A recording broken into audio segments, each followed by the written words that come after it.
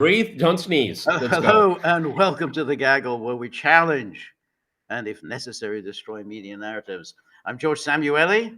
With me, of course, is the co-founder of the Gaggle, Peter Lavelle, and we are doing our Monday morning East Coast time, very early morning Pacific time podcast. It seems that we've got technical issues sorted out for The once. stars are aligned. The The stars are stars all are. perfectly aligned, and boom, we're ready to go. So, first of all, how are you, Peter? How are things in Moscow? Is spring coming to Moscow? This is, yes, spring is coming. This is the longest coming of spring in the entire 27 years that I have lived here. It's breaking to spring, but that is, that's in the eye of the beholder. Meaning there is no snow. Okay, it's about goes from -2 or 3 Celsius to about +4, which is perfect. If there's no moisture in the air, what does that mean, everyone? There's sunshine. So it's cold, but there's sunshine. Perfect. Perfect. Okay. Um, well, that's pretty good. And I guess spring will be here fairly soon. I mean, it's already, we're well into February, and basically, we should be expecting the warm weather, in a few weeks. So that What's it like in Budapest? Again, it's the sun is coming out. It's been a long time. Sun has vanished, been away for a long time, so it's coming out, but it's still quite cold. I mean, the temperature is quite cold for Budapest, so it's not cold by Moscow standards, but for Budapest standards, it's When I zero when I or less than zero. when I lived in Budapest, one of the things I was told, because I was there for spring, summer, and going into fall, and it was cold because there's not a whole lot of central heating. No, Um, no, yeah, yeah. It is cold, and yeah, and the lack of sunshine, that's the one that hits you. I mean, it really just vanishes sometime around October, late October, and doesn't really reappear until late February. So it's month after month of no sun, and that really grinds you down. Okay, George, Um, stop being so optimistic. I don't know how you came to that, James, but I keep saying that to George too. Okay. that, I, There's a question here before we get going. How was dinner with Alistair? It was absolutely fabulous. I was with my lady, Alistair and his wife were there. I took them to one of the best steakhouses in Moscow. It was unbelievable. They were very happy. I was very happy.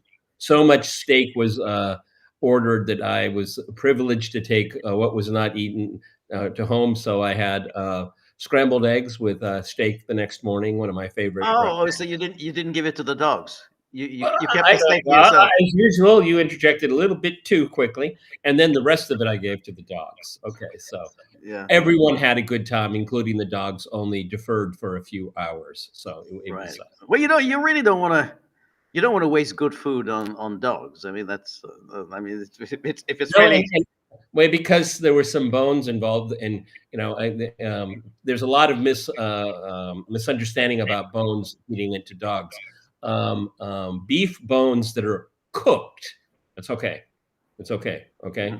Pork bones, never. Chicken bones, never, never. It's essentially a pet war crime to give chicken bones to a dog or a cat because it bends and it can get stuck in their digestive system. It can break membranes. But with beef, because it's so solid, and if you cook it, it is something that breaks into smaller pieces when you gnaw on it. So, yes, bones were had. What kind of steak did you order? What was the cut? Oh, they were like porterhouses, filet mignon. There was so much amazing, and then of course mashed potatoes with parmesan, cheese, corn on the cob, which like I looked at the menu. This has got like the most expensive corn on the cob in the world. I mean, corn.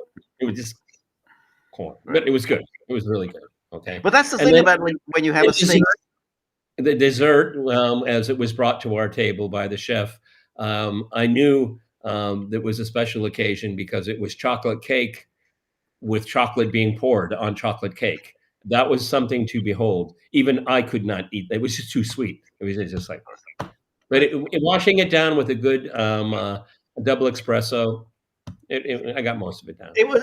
Well, that's the thing about when you go to these steak restaurants, these special steak restaurants, is that which is the cut, which is the best cut to order. I mean, I know the filet mignon is supposed to be the best cut, but I always think they're too small. I always want to get one of those huge cuts. Yeah, but see, again, filet mignon, people play around with it. I mean, it's, you can get a filet mignon that is, smaller than my fist, or you can get it like that. It depends on how it's cut, okay, and how much you want to take a profit margin off of it. But, a T-bone, a porter, I mean, these are all really good. These are much bigger. The T-bone, that's the big one. That's T-bone. yeah.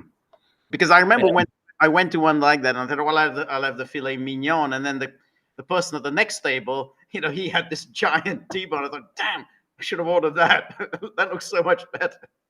Well, and with filet mignon, the trick is with that, because of its thickness or diameter, is the cooking of it, and that is the secret, because filet mignon takes a whole lot longer because you're constantly turning the meat over and over again, so it cooks evenly. If you get it with it just red inside, that means the guy doesn't know how to cook it. Okay, and also if you overcook it, and then a filet mignon that's dry, that's a nightmare. You don't even eat it. You can't eat it if it's dry. Okay, that's right. You take it home for the dogs. So in the meantime, we have this strange thing, with Trump saying that, well, he's spoken to Putin, but he hasn't really. It's not quite what Trump has said.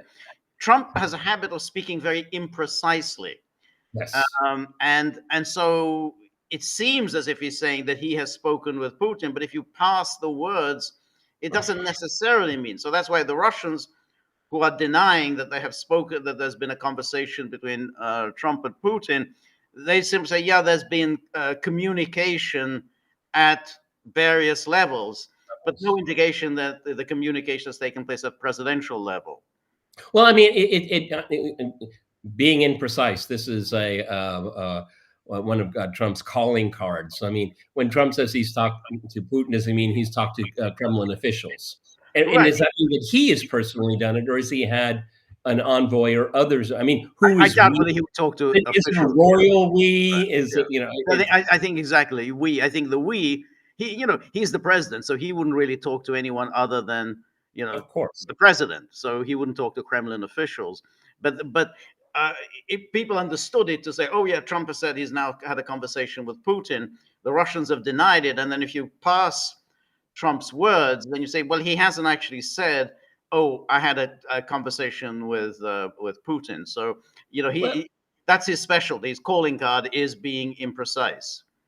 I don't know, George. Question to you, because I can't answer it. I can only just surmise. I'm getting the impression that it's going to be this Munich Security Conference on the 14th, where J.D. Vance will be leading the delegation. It's one of these clingy events. I mean, you beg and you prostrate yourself to get an invite, because that is the ultimate criminal outfit. It's called the Munich Security Conference. And the original gangsters go. I love that term. I don't use it well, but I still like that term. But I think that's going to be I think Lavrov is going. Okay, is he going? I think so. Yeah. I can't. I mean, he's going. Yeah. If he's going, then they're going to talk about it. I think that's going to be the.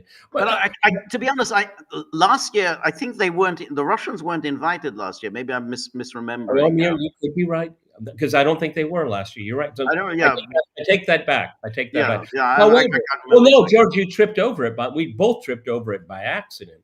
If they're not invited, then that's going to tell us something. Right. No, that's right. There's an indication. Right. Yeah. Yeah. We by mistake, I think we tripped over a key element. Okay. If there is no substantial Russian element there, then again, nothing much is going to be talking among themselves. Okay. Well, that's right. And this goes back then to again, we're talking about Trump's imprecision. He said he's going to talk to Zelensky. He's going to meet Zelensky this week. But again, he may have meant that Zelensky will be talking to J.D. Vance and to Waltz and Rubio, who are all going to be there. So that's what he means. Again, well, we're going to meet with Zelensky, because I don't know where's he going to meet Zelensky? Zelensky is going to fly to Washington after this Munich. doesn't make much sense. I mean, because we don't.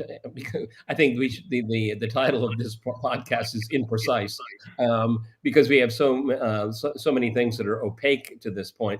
My position is, and I'm holding it. Okay, so it's February 10th. I maintain the position that they really do not know how they want to proceed. Yeah, They have no, to fill up. I think they have to fill up the space to show that they're doing something.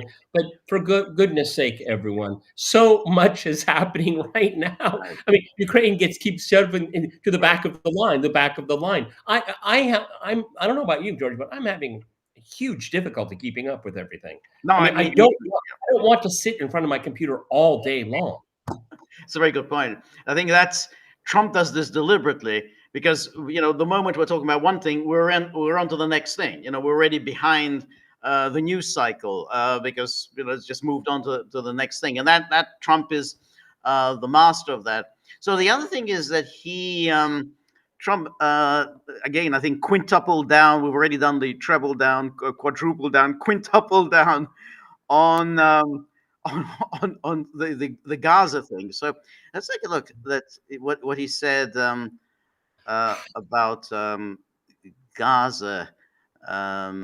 He was up on the plane, and let's see if we can see this.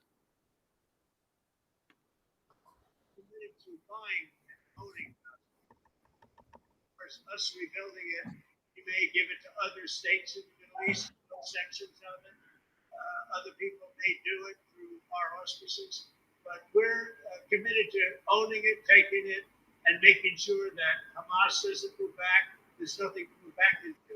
The place is a demolition site.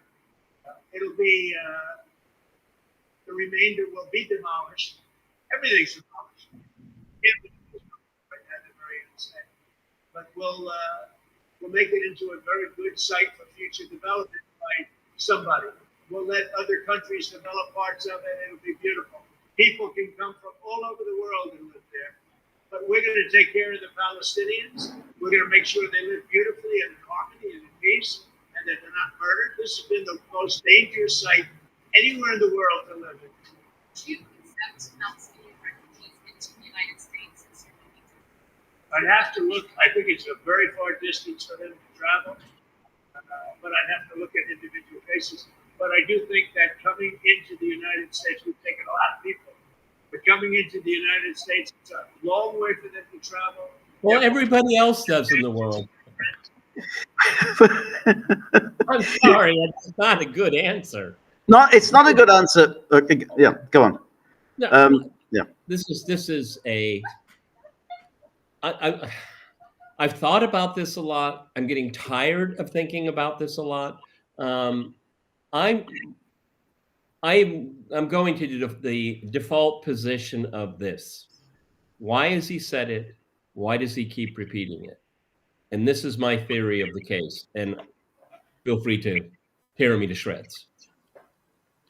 We will take over Gaza unless you have a better idea. That's it. Okay, you don't like that? Well, what would you do? Okay, give me an idea.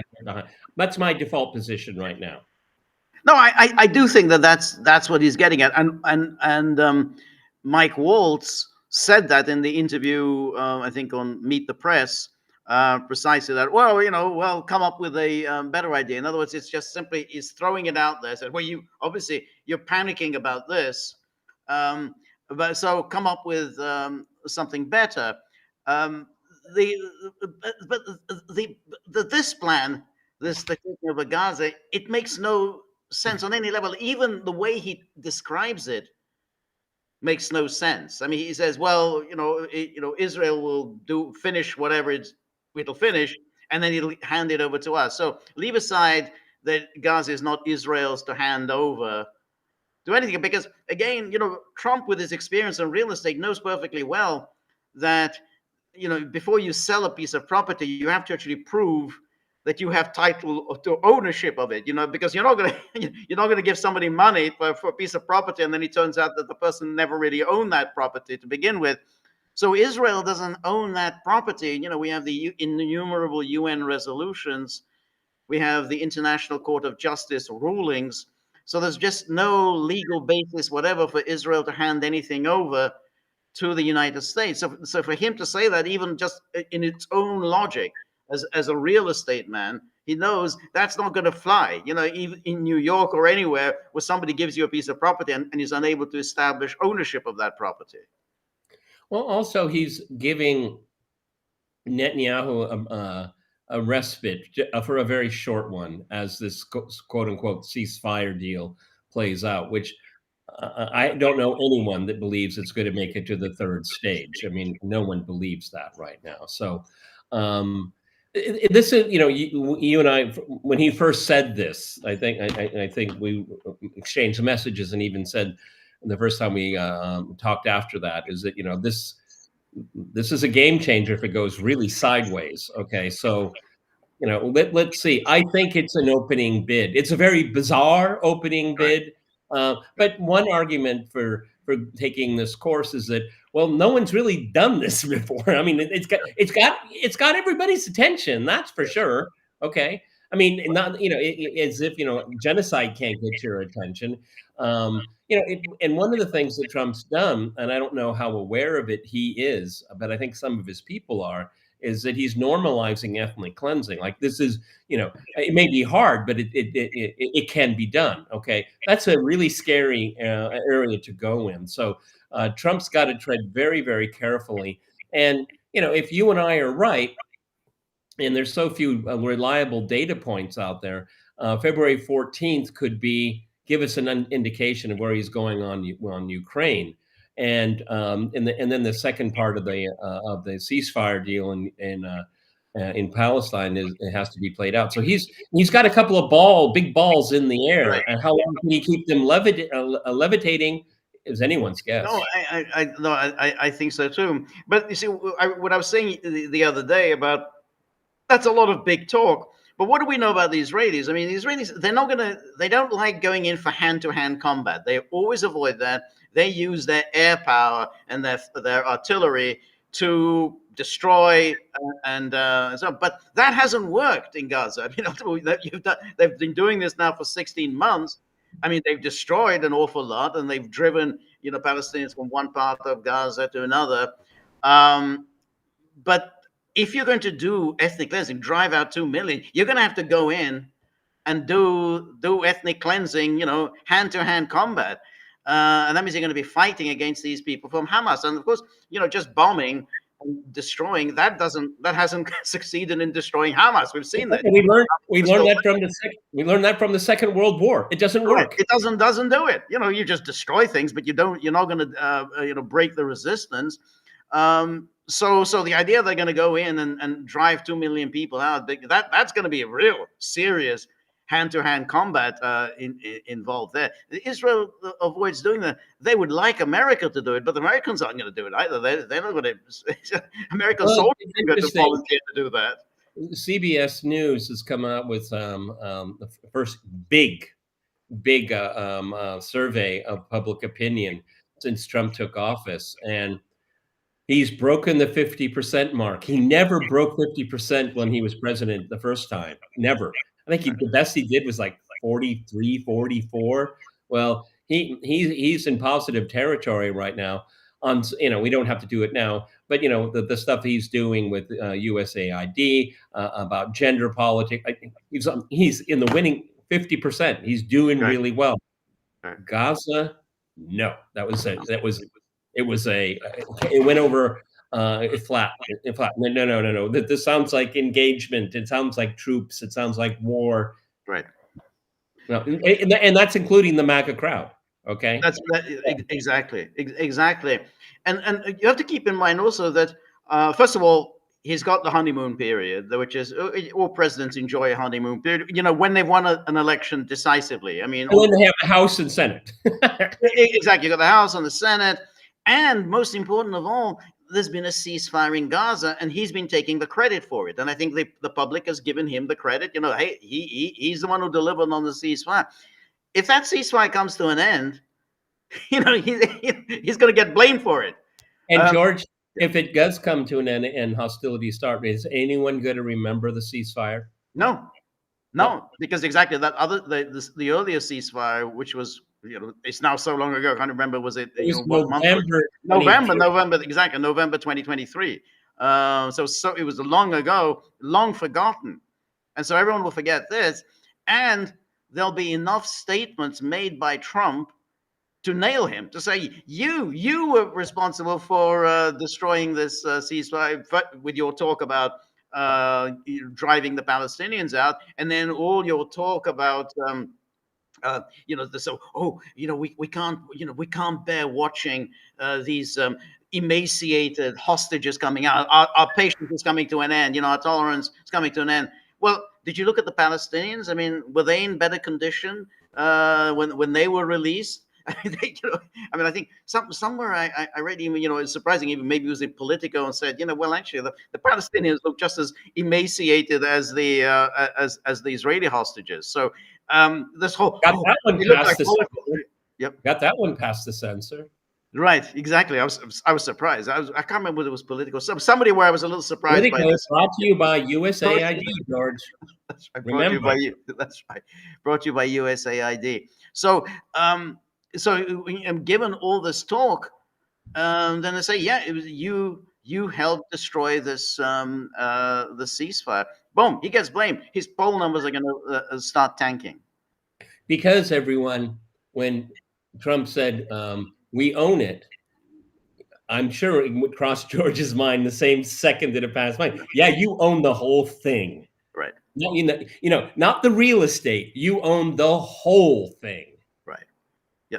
Exactly. And that's one of the reasons we found it such an abrupt statement. Okay, everyone. There's no need to name names here. I've gone through just about everybody, all the headliners for me, people that I'm going to go to. And what do you think? I don't think anybody's got the right take on this. I just don't. It's just so all over the place. Trump's got Netanyahu under his thumb. No, it's Netanyahu who's got the. And I mean, these are smart people, and these are diametrically opposed. Right. That's why I defaulted to, you don't like my idea, give me a better one. I think that's a weak gambit, because Donald Trump, this has been one of the most talked about, thought about, propagandized about problems of the last 70 years. Right. But that's the thing, because he subscribes to this madman theory, for which there's no evidence at all that it's ever really worked. But somehow it became popular. It was associated with Nixon, and Nixon also was never the madman. He was a kind of very, very sensible, rational leader. So the whole idea that you're madman and everybody's petrified and say, well, we've got to calm him down, I don't think it's going to work, because it's just the idea is too nutty to execute. And really, again, Trump is a practical person. Now, all those creatures, those horrible creatures in Israel, all the Ben Gvirs and Smotrich, they're a different case. That they would love to do this. This is, for them, this is the final solution. And doubtless, their supporters in the United States would love to see it as well. All the Ben Shapiros and others, Mark Levin and the rest of them. How else are we going to solve this? This is the only way we can solve the Gaza problem. And that is, and George and I talked about this immediately after October 7th, is that there will be forces in the region now, and since then, to this point, there will be elements within Israel. Obviously, George just mentioned them. And then in the West, primarily the lobby in the United States, to say this is the greatest opportunity. We'll never get it again. Exactly. Yeah. That's right. And it's on you, Donald Trump. You see, you took possession, okay? And if you buy it and you break it, right. I'm sorry. No, if you break it, you buy it. Okay. That's right. Yeah. That's right. So, and that would be the problem. Now, Trump, the one thing he has, not this whole madman theory that works for him, but what works for him is the fact that we're always on to the next thing, and we're used to just Trump throwing ridiculous ideas out there, and by the time we've ridiculed one ridiculous idea, he's on to the next one, and we can't really keep track of it. So it could well be that this whole Gaza thing, in a few weeks' time, we'll forget that, what Trump had said, because there'll be lots of other things that Well, I mean, things are not going to stand still in Israel. Okay, I mean, they want those other hostages. I mean, look at this, the history of this, the hostage release and this ceasefire. The first those three ladies, they looked ebullient. They were healthy. They were well dressed. The hair combed. I mean, after being in captivity. Okay, but now we're seeing a different face of it here, and the clamoring in Israel is that you must get these people out now. We may not, and see, that is we may not get another opportunity to get them out alive. Okay. Right. And so all of these things are colliding together. Now, George and I have commented in a very kind of cold and sober way that Netanyahu is a masterful politician. You can say he's the devil incarnate, and I'm not going to disagree with you, but he's a damn good politician as well. I mean, is he on his 9th live? Or maybe he's a cat that has 18. I don't know. George and I have been two people that have been very hesitant to count him out. No. Look, you don't get to dominate Israeli politics for 30 years, by being a clown and a fool. I mean, that's why, when not being Liz Truss. That's right, exactly. If you're like Liz Truss, boom, you're out within 5 weeks. So, Netanyahu has played his hand very, very shrewdly for many years. I mean, God, the man pretended to support the two-state solution. I mean, it's like, we still remember. I remember him back in the 90s pretending to support the Oslo Accords. I mean, of course, he didn't, but he succeeded in presenting himself as supporting the Oslo Accords. So there's a story in, I think it's in Haaretz. Let's see if I can find this. No, all right, that was not it. Let me just find this in Haaretz, and which I thought was really quite interesting. It just actually confirms what you were just saying, Peter. So here we have this: Israeli sources believe Netanyahu intends to derail Gaza ceasefire as delegation heads to Doha.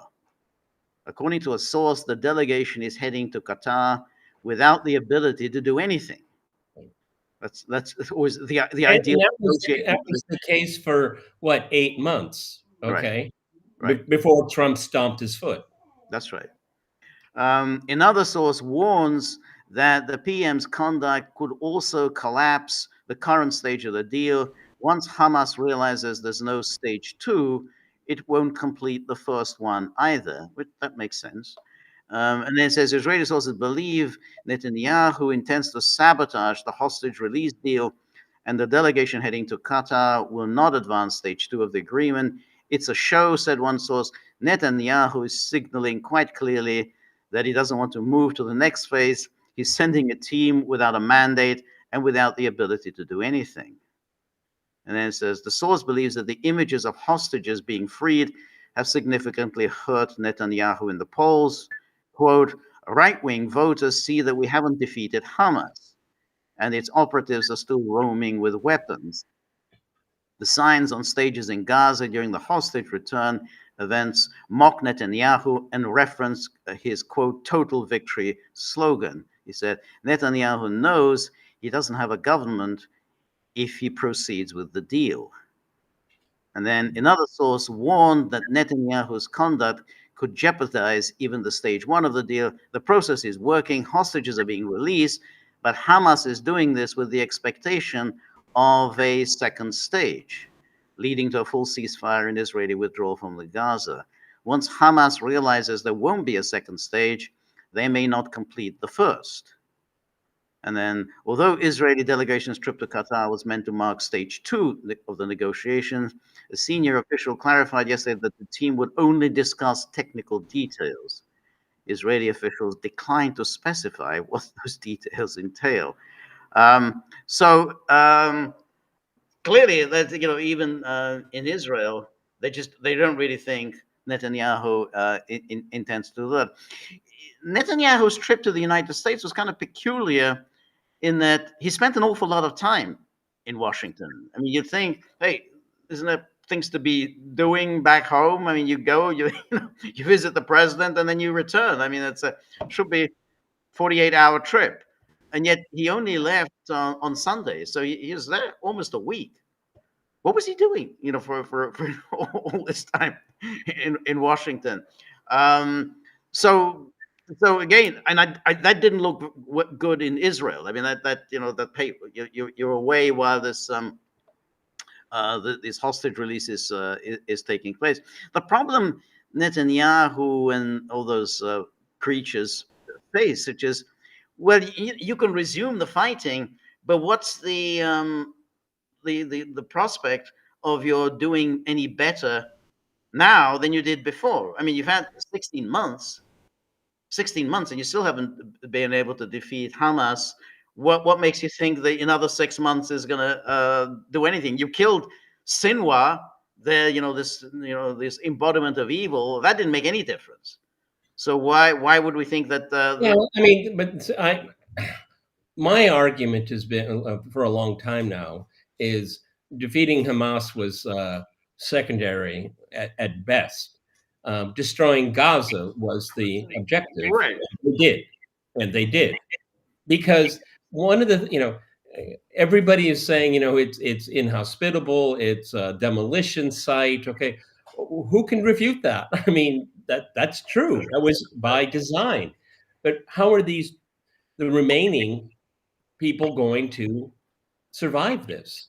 And given those conditions, I don't see how. I just see that the death toll is only going. I mean, through exposure, lack of basic medicines, no clean water.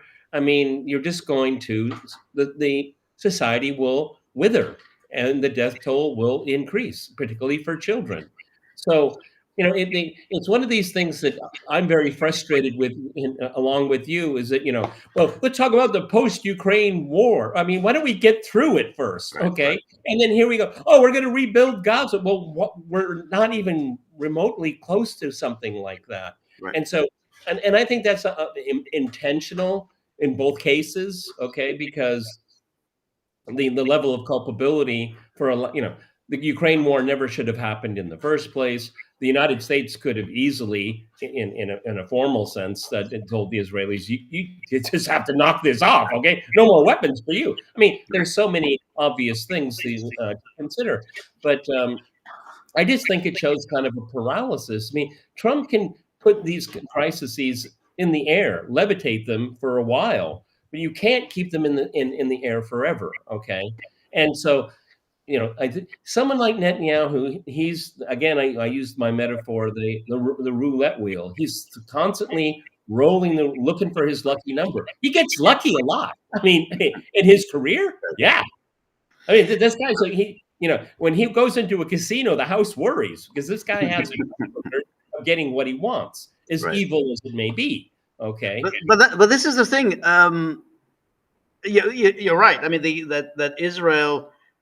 The strategy has not been so much to destroy Hamas, but to destroy the way of life in Gaza, obviously with a view to driving people out. But that also hasn't worked. I mean, and we're seeing exactly that however much you've ruined. I mean, Trump says, "Oh, it's so horrible, it's terrible. You can't sustain life there." But clearly, they're not going anywhere. They are absolutely not leaving. They are returning. They're going back to northern Gaza.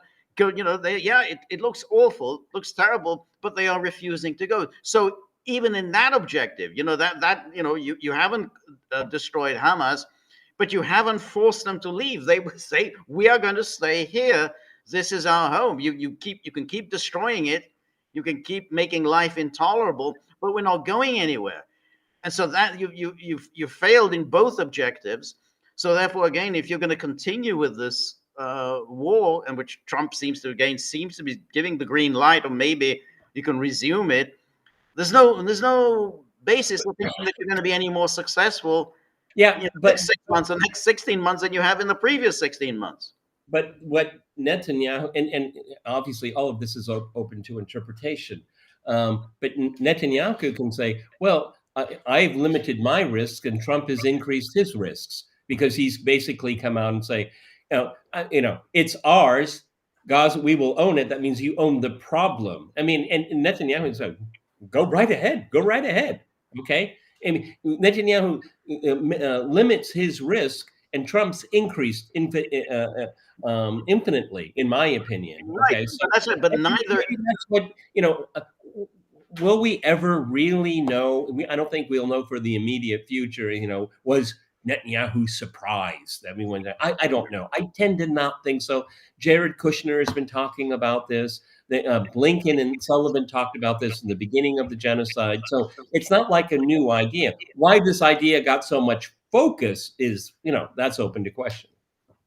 Yeah, but that's the thing. You see, I mean, if you're going to go and try to implement this plan of driving 2 million people out, first of all, you would need the cooperation with the Arab states. There's no evidence that that's going to happen, but you have to go in physically and involve in serious hand-to-hand combat. But we've seen that Israel is very, very risk averse to its own lives. I mean, it has suffered some casualties, but fairly minimal. I mean, when if you compare Norman Finkelstein estimated it at. I misspoke a few weeks ago. I said that Israel was taking a single loss a day. I misquoted him. They were taking a loss of 1 per day in Gaza. I was including Lebanon. Lebanon's completely different. But in terms to the situation in Gaza, in total, I mean, they don't lose someone every single day. Sometimes they lose 3. Right. Okay, but on average. On average. So if you talk about how many days this has gone on, so 16 months, you got 120, 485. So basically, that's what Finkelstein's saying. In Gaza, they've lost 485, 500 lives. That compared to what? And they've killed, let's say 50,000. I mean, just you compare the numbers or the ratio there. That's 100 to 1 ratio. So for every Israeli loss, there are 100 Gazans lost. That's kind of almost like Nazi Germany losses. You take one, you kill one of ours, we're going to kill 100 of yours. But it just shows they are very, very risk averse. In trying to drive them out, trying to go in and drive out 2 million people, that's a very high risk. You're going to suffer huge casualties. There'll be enormous, ferocious resistance to anything like that. That's why I think it's just all big talk. I think it's just all, hey, we're so tough. We can do anything we like. We don't care about anything else. Yeah, try it. Yeah, but okay. Again, this goes back to my thesis. Okay, do you have a better idea? Right. And the logic of that, well, do you have a better idea? Is, well, I said I would take it over. I said I would rebuild it. But no, and this will be like, Hamas broke the ceasefire. Right. I did the best I could. Don't blame me for what happens next, which of course we will blame you for what happens next. Okay, that is the flaw in the logic. Okay, because it's American planes, it's American bombs, American ordnance, American intelligence. It's all American. Okay, you can't say you're not there. No, you can't. But anything like implementing the plan to ethnically cleanse Gaza, which Trump at first seemed to suggest that the Americans would do it. He quickly walked that back and said, no, Israel will give it to us. But apparently it'll already be in pristine condition. As if it's Israel's to give. Exactly. So that's not going to happen either. Which is why I think it is just talking, in this blustery, insane way, in the hope of pressuring the Arab states. Oh, we have to do something. We have to come up with some plan of our own. I don't think that's going to happen. And I think it's a good chance that Netanyahu will, resume the fighting. I mean, I think of course. Yeah, of course. I think there's a good chance of that.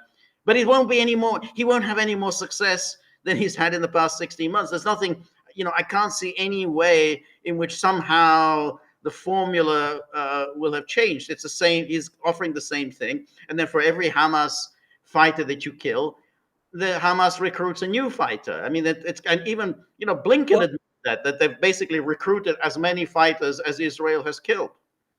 Yeah, was Blinken just saying that, don't blame me, this is going to go on for a long time. You'll forget I was involved. That's what he's hoping. That guy is just evil, really. The black eyes. Oh my God, just terrifying. But going back to that CBS News poll, like I said, ICE and USAID, gender. He's got a solid. Right. I mean, politics is 50% plus one. That's all that matters. Okay, that's all that matters. Everyone. Trump is in that category, but not on this topic. No, not on this topic, and that's why something like this will kill his presidency almost immediately. I mean, it's like boom. In the moment people start seeing all the killing and the destruction taking place, they said, "Hey, you had a ceasefire, and that it's gone. Why didn't you maintain it?" I mean, it's like this is what we expect from a president. He's got a ceasefire now. Keep it. You stopped it, and now keep stopping it. Keep it, exactly. Keep it. That's always the deal. And again, somebody like Trump, who is a very transactional, will know. Yeah, it's one thing to get something, but the next part is you have to keep it. You won this property. Now keep it. Don't lose it. And if he loses it, I think his poll numbers are going to tank. Because again, and the television screens will be full of horrible. Exactly, George. And he'll get blamed for it. A crisis, a human crisis of this magnitude, always brings to fore the worst hypocrites. Okay, and we're seeing it now. Have you noticed, everyone, how a lot of Democrats are saying, "Look what's happening in Gaza." Right. President Trump, look what's going. What did they say for 16 months? Right. Oh, we're working tirelessly for a ceasefire. These people, it is grotesque, the hypocrisy of these people, okay? And very rarely, George and I date ourselves here, but very rarely does a foreign policy issue change the hearts and minds, if I can use that phrase. It did in Vietnam. I remember. Right. No, but that's, yeah. Because we watched it on TV. I watched it as a child, watching it on the screens. And I asked my father, "Is that what was it like in the Second World War?" And he said, "No, it's very different because these people, they're fighting for their country. We invaded other people to liberate them. We're not there to liberate." And even he said that. Right. But Vietnam was, of course, was obviously very problematic because, again, you had the restrained phase, which was the way it was under Eisenhower. Americans were there as advisors. They're helping the South Vietnamese. So there were some American casualties, but quite minimal. And then lo and behold, it suddenly escalated. Just boom, just like that from one day to the next. There was a sudden escalation, and Americans took over the fighting. It was like, that was never debated. I mean, people talk about the Tonkin Gulf resolution, but it was never debated. How did we get to the point when it was the Americans who were actually doing the fighting instead of the South Vietnamese? But that took place under Johnson. And then that became really, because Americans were now sustaining serious casualties. It was in 65 when Johnson ordered the deployment of significant military forces. Right. And I can remember watching the news. Yes, I remember at a very young age, I've been doing this all my life, is that American Marines landed in South Vietnam. And they were greeted. There was no fighting. They just waded ashore. And one of the things that, if you didn't live through it and you only read liberal interpretations of it, is that the American people were never told about the context of the conflict. Okay, and the media, and I'm going to say this carefully, the media was very pro Johnson, very pro intervention. Yeah. They were putting a bow on top of every single pronouncement that Lyndon Baines Johnson made about the war for the majority of the war. No They, question. media again love that war, like they love all wars. That's exactly right, and that's why people even forget that.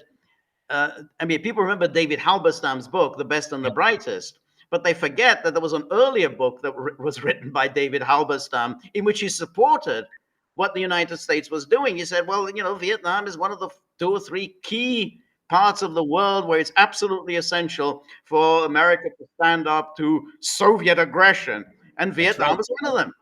It's when smart people say stupid things. That's right, and that was so. Then people remember, of course, the Halberstam book, the famous book, but they don't remember the earlier book. So it's the same David Halberstam, and Halberstam was the New York Times man, so he was reflecting the conventional Cold War liberal New York Times view. Yeah, absolutely right. This is exactly the war we need to be fighting because of Soviet proxies and they're fighting.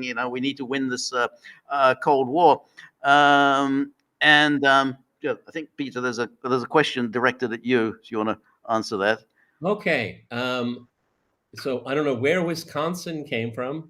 You must have got it from Wikipedia, which has. I'm in Wikipedia. Don't believe anything you see there because I didn't write it. It's constantly changed. I'm constantly smeared, and I gave up trying to edit it about 10 years ago. So I have no idea what it says there anymore. I don't care. I was born in Needham, Massachusetts, okay, and not in Wisconsin. I don't know where that came from, okay. Massachusetts, okay, all right. Actually, I didn't know it was the last time, it was in 2008 that I complained directly to Wikipedia about people changing my biography, which was no reflection to reality. And one kind soul, a person, wrote to me from Wikipedia and said, "We'd just like you to know that your page is being edited from Kabul, Afghanistan." Somebody, a military base, and somebody was there working on my page. Right. Okay? Right. So ever since then, I have never checked it, and I don't care. So I'm sorry for the disinformation. It didn't come. It's very strange why they would have come up with why Wisconsin. I mean, it's very odd for them to have said that. I mean, you can see why they might have said California because you spent time. Oh, they did. And apparently, last time I checked, I was born in Hollywood, which I wasn't. Okay. But it's odd that they decided that you were born in Wisconsin. No, I mean, so anyway, to go back to what we were saying, that war, of course, it tanked Johnson. But to be fair, Johnson's domestic policies were just leading to disaster. I mean, people talk, Civil Rights Act and so on, but they forget everything else that was going on domestically under Johnson. I mean, his Great Society programs were causing absolute chaos in the cities, and the big city mayors were coming to the White House and said, "Do you know what you're doing? You're sending money to our cities, and they're ending up in the pockets of gangsters. We're losing control of our cities. You've made such a complete hash of your Great Society program." So Johnson was a disaster as a president. Effective congressional leader. He's very good as a congressionalist, Senate Majority Leader. He knew what to do. But as a political leader, as a president, he was a disaster. George is absolutely right on this. I mean, in retrospect, the Great Society, the great vision of Lyndon Baines Johnson. He remembered when he was a school teacher in West Texas, where the children would come to school without breakfast and they were barefoot. And these are speeches. Check it out. You can find them. Okay. But when he would be saying these things, and what you would see on the nightly newscast, there was no internet then. You saw the dogs and the water hoses and the beatings.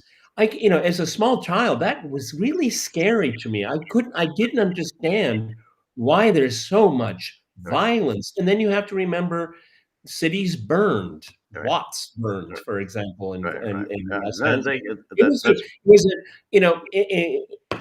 there was just no surprise that Nixon won. Oh yeah, no question. Because people were just saying, no more of this. The country was having a new civil war, and it was terrifying for average people. Particularly, you have to remember that my father's generation, up until the violence of the 1960s, they lived almost in a smug way. We saved the world from fascism. We defeated them all. Right. We're the great generation, and we're rich now. We were born poor. And our parents were poor during the Depression. And then Right. we won the war. We, only us, won the war. And then all of a sudden, everything started collapsing. George and I have reflected upon this. The assassination of John F. Kennedy is probably the most traumatic event in American history since the Civil War. Right. Okay. That's also very interesting, because I read somewhere, somebody was talking about The Graduate, people, it's a film that's forgotten, in 1967. And what was interesting about The Graduate, it wasn't a good film, but it Oh, I was going to ask you, do you think it dated well? I don't. No, I don't. And that's what's so interesting about it, because when you look at it and why it's so dated, is the whole idea that, oh, we're also rich, we're also comfortable, and we don't have any problem at all in life other than boredom. We're just bored because we're so affluent, and the money is just always going to come in, and we're all going to be living in these big, beautiful houses. We're all going to be swimming in our beautiful pools, and there isn't a care in the world other than, oh, we're kind of bored. And that's dated. You think, well, I guess people were stupid enough to think in the 1960s that, hey, we solved all the problems of hunger and want and shortages and everything. Everyone's got a great job. Everyone's got a beautiful house. Everyone's got a swimming pool. Well, no, they don't. And so that's why the film is so dated. I mean, you look at it, it's really, it's like it's a museum piece, but it shows, at least it's a reflection of the 1960s. Yeah, but it's also a reflection of the Mutual Admiration Society of Hollywood, okay? Right. And they've kept doing it ever since, No. okay? No, I mean, civil rights is also about class politics, okay? I mean, again, Americans don't like to reflect upon it.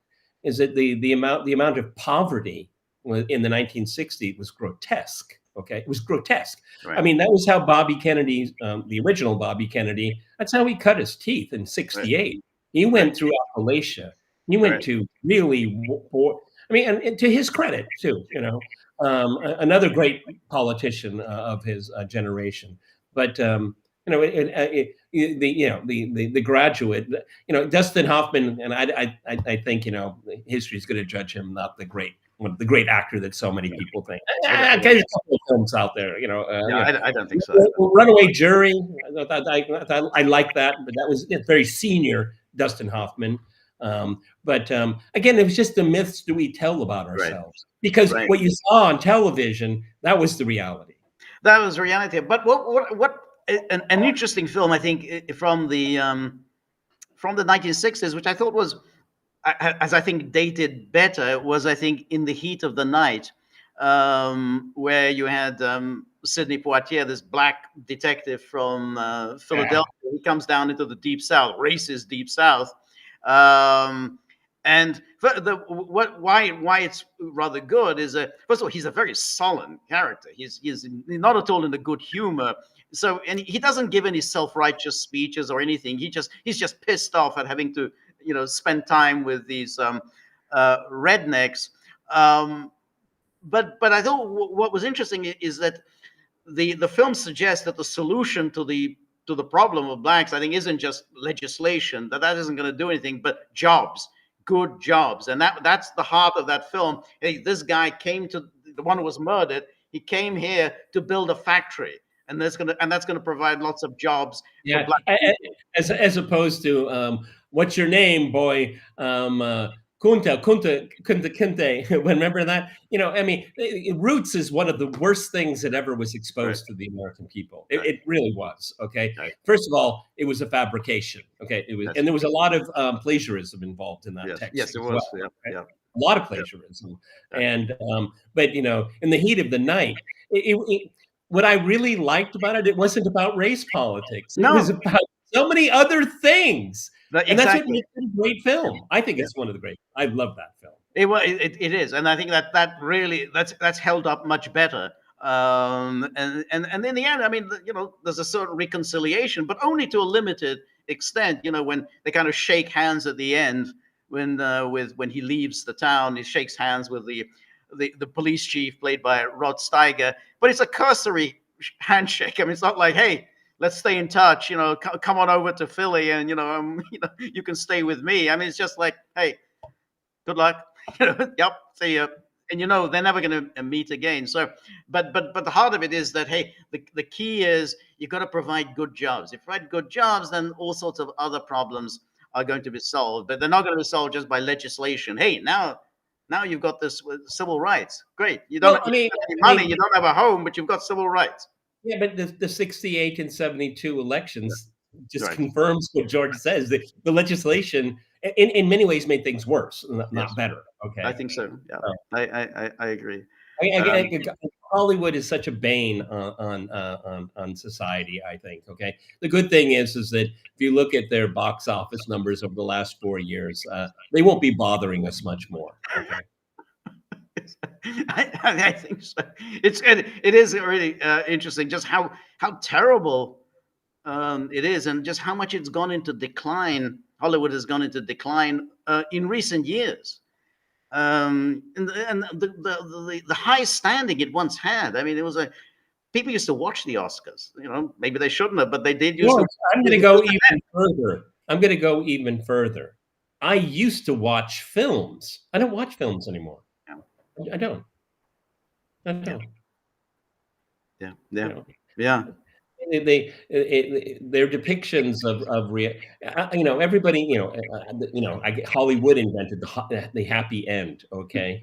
Well, I think most people today realize that, there's no such thing.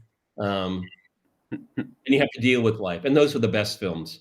In the heat of the night, dealing with your reality. Okay, that's right. Exactly. Let's go out for a beer. I'm sorry, I'm a racist. I want to go out and buy you a beer. That doesn't happen in the real world.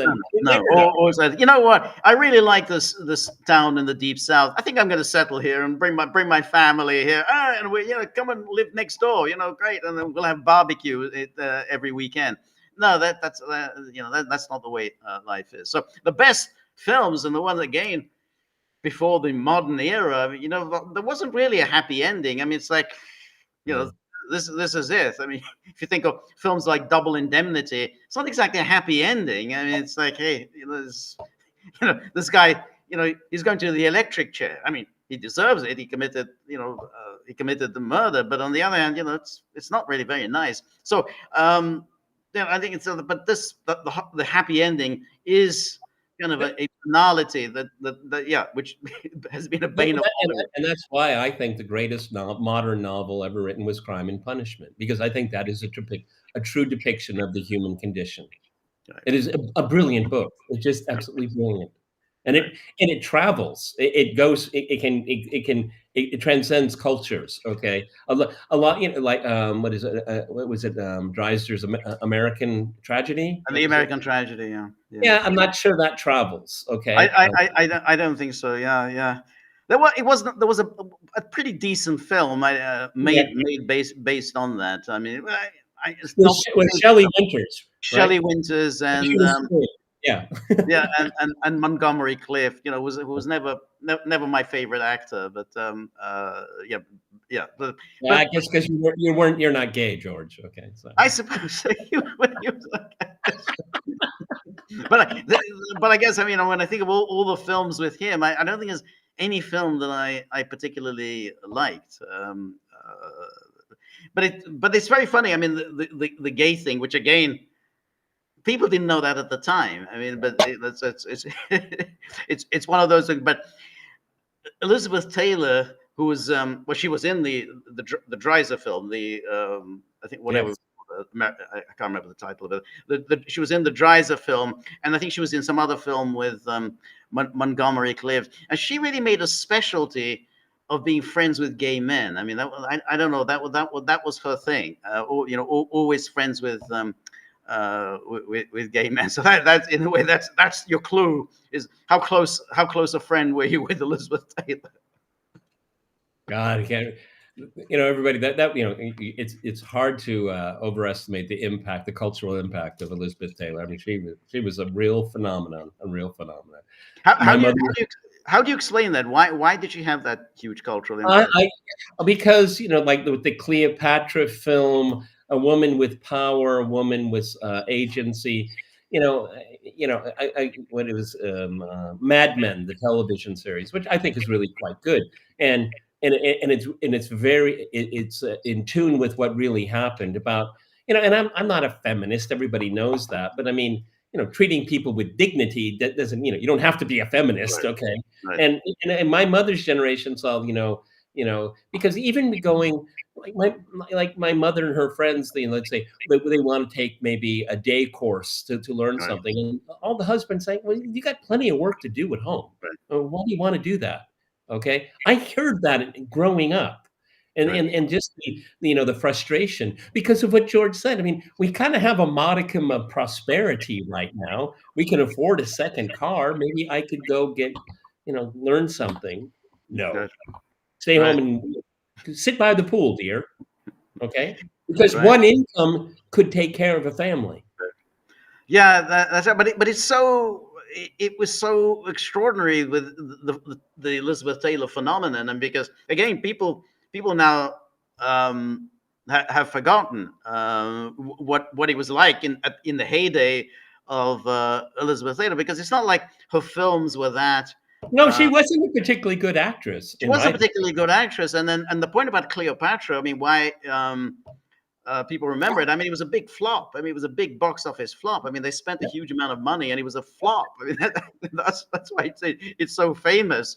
And again, I mean, she had all those marriages with Richard Burton. I think married and a divorce and married again, and then they were together well, again. my For mother's years of generation, they melodrama. love the drama. They love the drama because I think they missed having some drama in their own lives. That's Yes, how I look at it. I mean, it was Jacqueline Kennedy. She was the icon of that era. There was nobody correct. even close to her. Right, I mean, right. just I've that picture of her in front of Doubleday, going into work. She's just wearing a t-shirt and jeans, and her hair is all messed Yeah, up. yeah, And yeah. my mother just, oh look at it's Jackie, it's Jackie. And I'm like, what? Really? How can you tell? Oh, we can Right. tell. We can tell. Yeah. Okay. No, that's right. There was, the iconic image with the big sunglasses. But it's funny that even when she married Onassis, it didn't. It wasn't. There was no negative feeling about it. That people didn't think, hey, you just married a guy. I mean, it's obviously for money. I mean, why else would you? Obviously for money. I mean, that's like, but Well, I mean, everybody, the Kennedy family, after Jack was killed, they didn't take care of her. no. She was no longer front and center. They had to go to the next gen. Bobby was next, and Ted, Sergeant Shriver. Who names their name that? Okay, who names people like that? You remember Sergeant Shriver? I mean, he was trying to break it and break the ceiling. Take on the Kennedy legacy. He failed miserably. But the women of the Klan, they had a certain utility, and once that was used up, I mean, she worked at Doubleday because as an editor because she needed the money. I mean, it was a She make needed the money, but of course, Doubleday had. job. It was a make job. I mean, It was of course it was, but but they brought her in. She's a celebrity. Huge publicity boost for her, and doubtless they thought, hey, she must know lots of rich and influential people. Maybe she can bring them in as authors for Doubleday. Sergeant Shriver was kind of very interesting, and Kennedy gave him a job. He was really sleazy. Kennedy gave him a job. I can't remember what was some one of these, not USAID, but one of these types of jobs. I was hoping Peace Corps. Yeah, the Peace Corps. That's right. He ran the Peace Corps, and then he kind of faded away. But in 1972, during the George McGovern campaign, it was revealed that Thomas Eagleton, who was McGovern's running mate, I mean, he'd had serious mental health issues. I mean, he'd had electric shock treatment. So this came out, during the campaign. And McGovern, I mean, first he tried to stand by Eagleton, but he had to dump Eagleton. I mean, this is serious stuff. So, but at that stage, McGovern was so far behind in the polls that he couldn't find any Democrat, anyone in the Senate and the House, anyone who wanted to associate themselves with McGovern. They knew McGovern was going down to a huge defeat. And so finally, the only person he could come up with was Sergeant Shriver. And so Sergeant Shriver was McGovern's running mate. And we've all quietly forgotten all about it. Only George exactly until you brought There's this a up. comment here, glamour doesn't exist anymore. Absolutely right. I agree with that. But again, that was interesting. First of all, Jackie had glamour, and at the same time, her husband was cheating on her like 3-4 times a day. So, it wasn't just he was having an affair with somebody else. I mean, there's a constant procession of women in the White House. So it was several times a day that he was cheating on her, and the media did a great. And she knew it. And she knew it. Absolutely. She knew it. And that's why that's why they were in Dallas in November, because he was trying to two things: try to get his marriage back on track, which was impossible. I mean, that habit he had was longstanding, and he needed to bolster his poll numbers in Texas. Okay, he went there for those two reasons. Because where was she during the summer? She was in France, in Paris. Right. Yeah. Estranged. Yeah. No, that's right. And so so he was doing, even though she was this glamorous woman, she was hugely admired around the world. Well, all this, people were doting on her. She was the sort of the Princess Diana of her time. All the magazines were featuring her, and she'd arrive in London, and everyone would go crazy. She's going to do some shopping in London. Jack was great. She's out of the house. I can bring in all these starlets. They're just they're a dime a dozen. These Hollywood starlets. But again, the media did a great job in keeping all of this quiet. I mean, so that was all of JFK's kind of extracurricular activities were all somehow the media suppressed those stories. Just like they suppressed the stories about FDR's decline, very serious health issues, the polio, and they suppressed not just JFK's extracurricular activities, but also his health issues. I mean, they knew perfectly well he had a very serious health issues. And I've only seen one photograph of him with crutches, but he used them all the time. Right. He used them all the time. Yeah. Okay. And his doctors told him your extra curricular activities are not helping your back, Jack. Yeah, he was told that. Yes, he was. Yeah, and that's I mentioned this the other day. I learned this from Seymour Hersh's book, that he was wearing braces and Dallas on November the 22nd, and that could well have killed him, because he was unable to do what you would do normally if somebody's shooting. You duck, you dive down. He was unable to. He was just simply sat there rigidly after that first bullet hit him, which wasn't a fatal shot, but he just sat there. Boom! That just gave him a plumb target for the next shot. God, that's eerie when you think about it. That's like he paid the price for that. I don't know, George, something, since we're on popular culture, and we don't have our audience to respond verbally to us, but what the hell goes on in the United States after the Super Bowl? I mean, Philadelphia got burned to the ground. What's going on there? What's going on? Yes. Jeez. Yes. It's very strange. Very, very, very odd. I mean, it's this. I've always found the Super Bowl. Look like Godzilla? Who says that? Jeez. Look, Godzilla. Mr. Lavelle looks like Godzilla.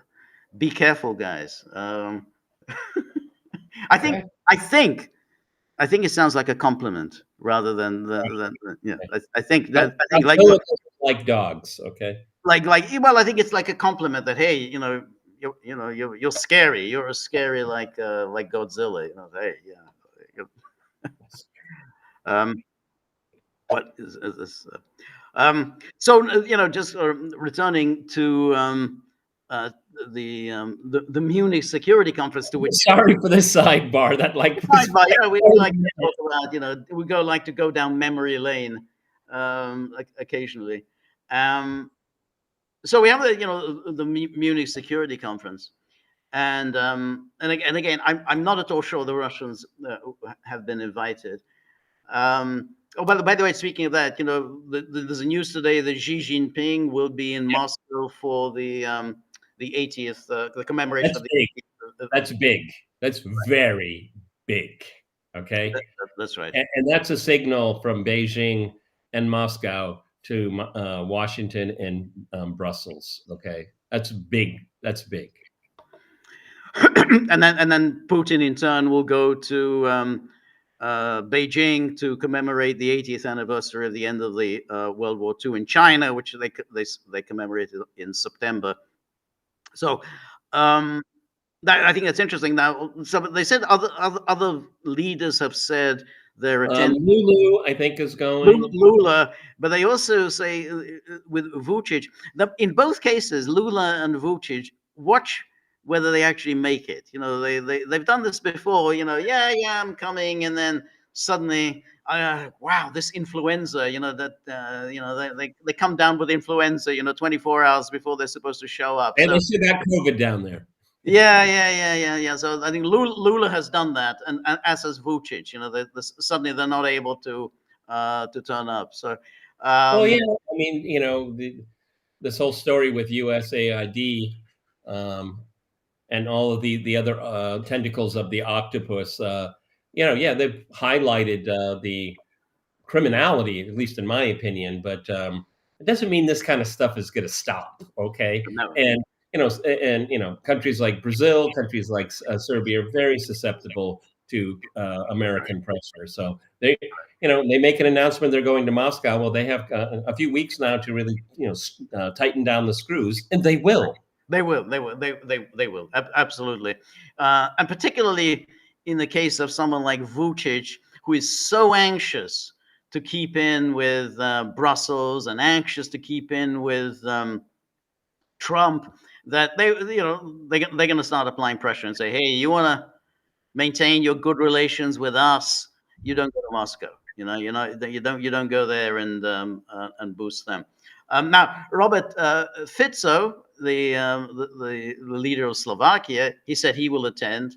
Because what has he got to lose? I mean, he's already had a destiny. Exactly. Go ahead. You already tried to take me out. Okay. Right. I think there's something to that. Seriously. Right. No, that's right. No, I agree. And he said something like, well, we'll never forget what the Red Army did for us, and we can, whatever our political differences today, we can't forget what the Red Army did. So I think Fico will show up. I doubt whether anyone else from NATO land will do it. I don't think Orban's going to do it. And I don't think they should be invited. Okay. No, I don't think so. They don't see the importance and magnitude of this. Then go jump in a river. I don't care. They're no longer the point of reference in the world. Yeah. Sorry, get used to it, everybody. Right. Okay. Right. It's just the western end of Asia. That's what it's turning into. Right. The western tip of Asia. That's what it's turning into. And it's all self-owned. So who cares? Who cares? Right. No, I agree. And keep in mind that this was it was in 2015. So we're going back a long way, when I think Merkel already didn't show up. When there was the 70th anniversary, maybe she did, but my recollection is that Merkel already didn't show up. And I always think that when it gets to the Germans, they really don't have any basis for saying, oh, we don't like what you're doing in Crimea, we don't like what you're doing in Ukraine. So you can listen to this crap from others. You're really not going to tolerate any of this from the Germans. And so if you're a German, you have to show up. Whatever you think about the Russia's leadership, you have to show up. Okay, and Frau Merkel, let's just get a little bit of your history.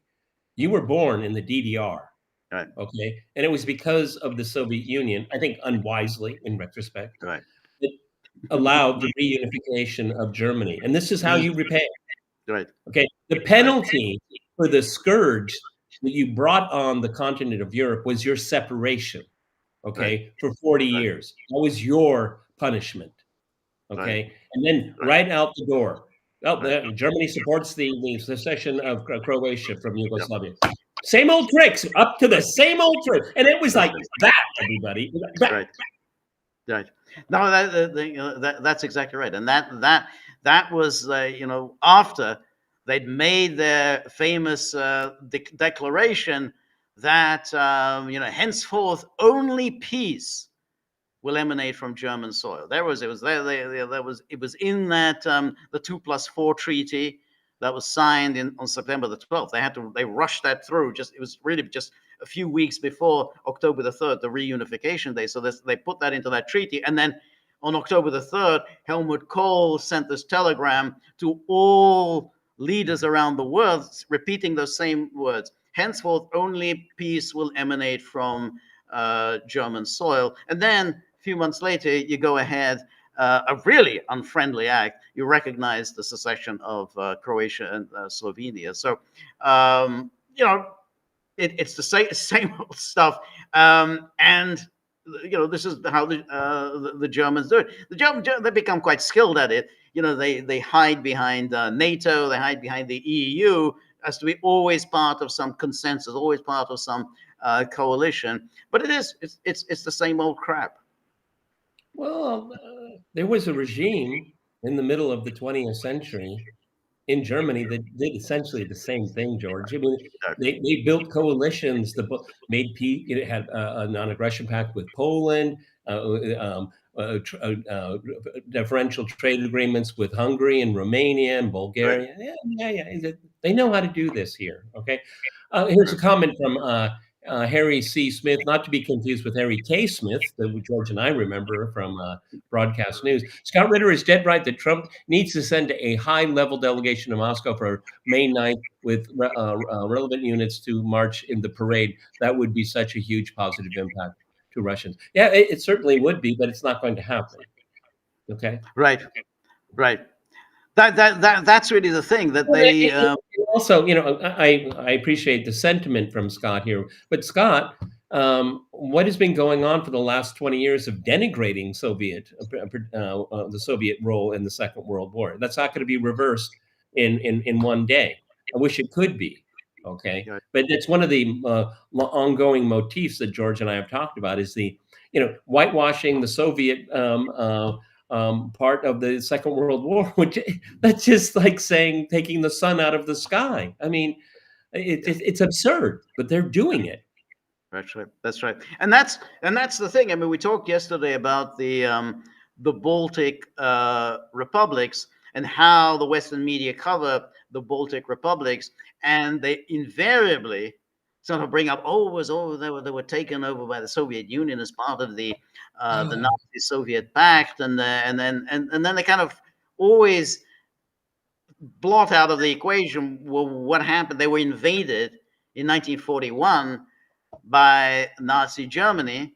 There was extensive collaboration following their invasion, and then there was the reinstatement of Soviet rule. But if the Red Army hadn't come in, they would then be maintaining Nazi rule. Is that what you want? Is that your preference? Because there was no other option. I mean, all these people, what was the option? Father Christmas was going to come down the chimney and say, oh, you want henceforth liberated. So there's this myth that is being put about Western media, but of course there are more sinister forces that are putting this out, that somehow there's something really terrible happened in 1944 to 45. All these poor countries were overwhelmed by the Red Army, perfectly innocent. They were just minding their own business. Yeah, but I mean, overcome by the Red Army. But if you have a solid account of Eastern Europe from 1945 to 1991, you will learn the following: were these countries joyfully, happily part of the Soviet orbit? Well, you could make the argument no, but certainly some did. They benefited very much by it. But in every single country, virtually, it was a model. It was called the nationalization of communism. We saw that in '56 with Gomulka in Poland. We saw that in Hungary after the attack. We saw it even to some degree in Czechoslovakia. We had Romania that just went on its own way, much to the chagrin of everybody. And Yugoslavia basically carved out its own neutrality here. You know, what in Poland, George, I'm going to shock you here, you could speak Polish. In Bulgaria, you could speak Bulgarian. In Hungary, you could speak Hungarian, okay?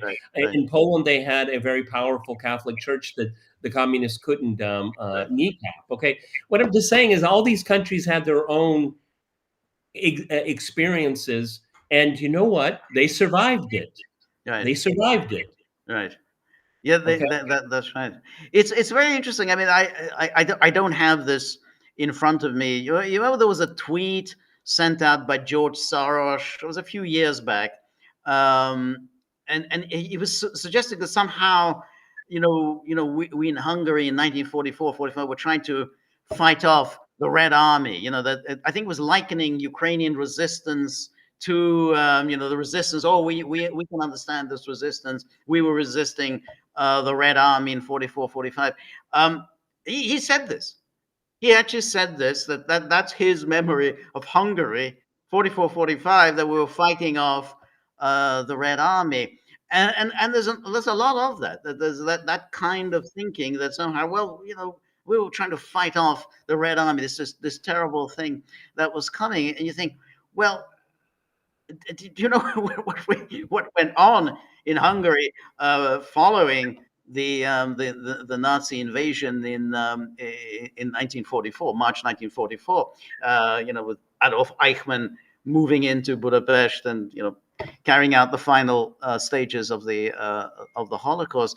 But it's just strange that Soros instinctively says, "Oh yeah, we were fighting against the Red Army." Yeah, but I mean, ergo, we were fighting with the Nazi occupiers. Right. That's right. Ergo. That's right. And this is where it gets, what's quite striking, that somehow in that sort of revisionist history is saying, well, yeah, we kind of collaborated with the Nazis. I mean, yeah, we did, but we were only doing it because we wanted to liberate our countries. We just wanted freedom for our countries. So we collaborated with the Nazis, but really our heart was in the right place. And as is shown by the fact that look how bad the Russians are. We were right. We were right back then in 44, 45 because look how bad the Russians are. We were right against the Russians. Well, since George and I like to talk about films, it's a great film called Music Box. Yeah, I've seen that. Good film. And the caricature that George just presented, it's a very convenient way to wipe away the war crimes committed, and the Hungarians excelled in many cases. Unfortunately, a very violent century for the people of Hungary. You think of Balakun and things like this.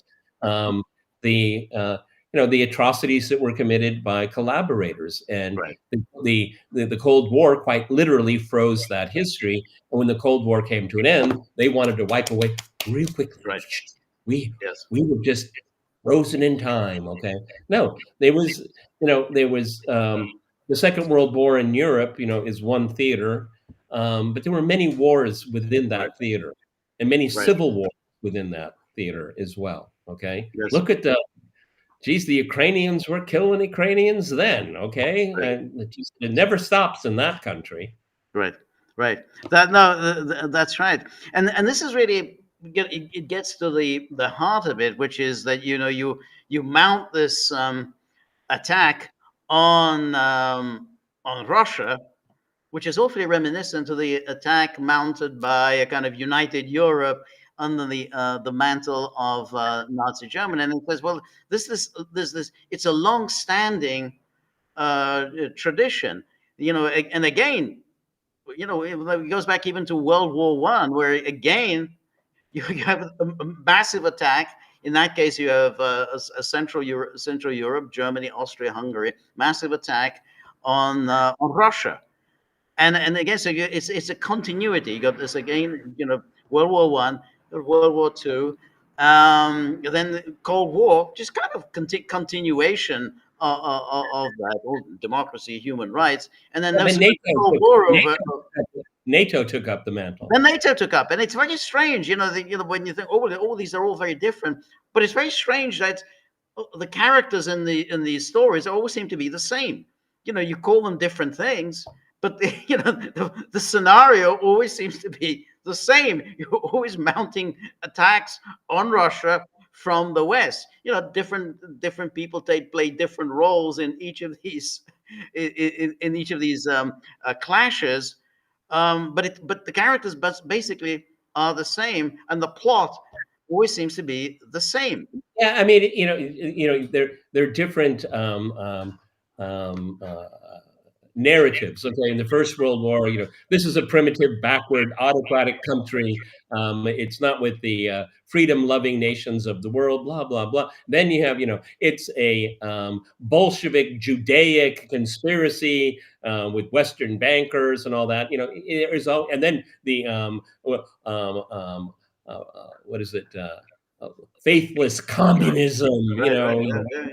There's always that kind of caricature. One of the interesting things about all of those caricatures is that anti-Semitism was rife in Europe for a good part of its modern history. And actually, it's a very interesting history for how Europe in separate countries dealt with it. Okay, but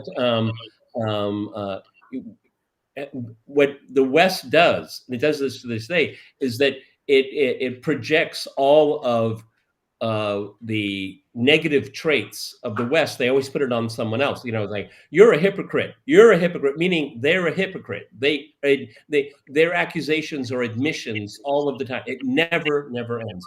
Okay, finally we have the question. I was waiting for it for many weeks right now. It comes from is it Kick 567? Okay. So, question for Peter. What is your opinion about the Judging Freedom platform with Judge Knapp? Then George's opinion. Thanks.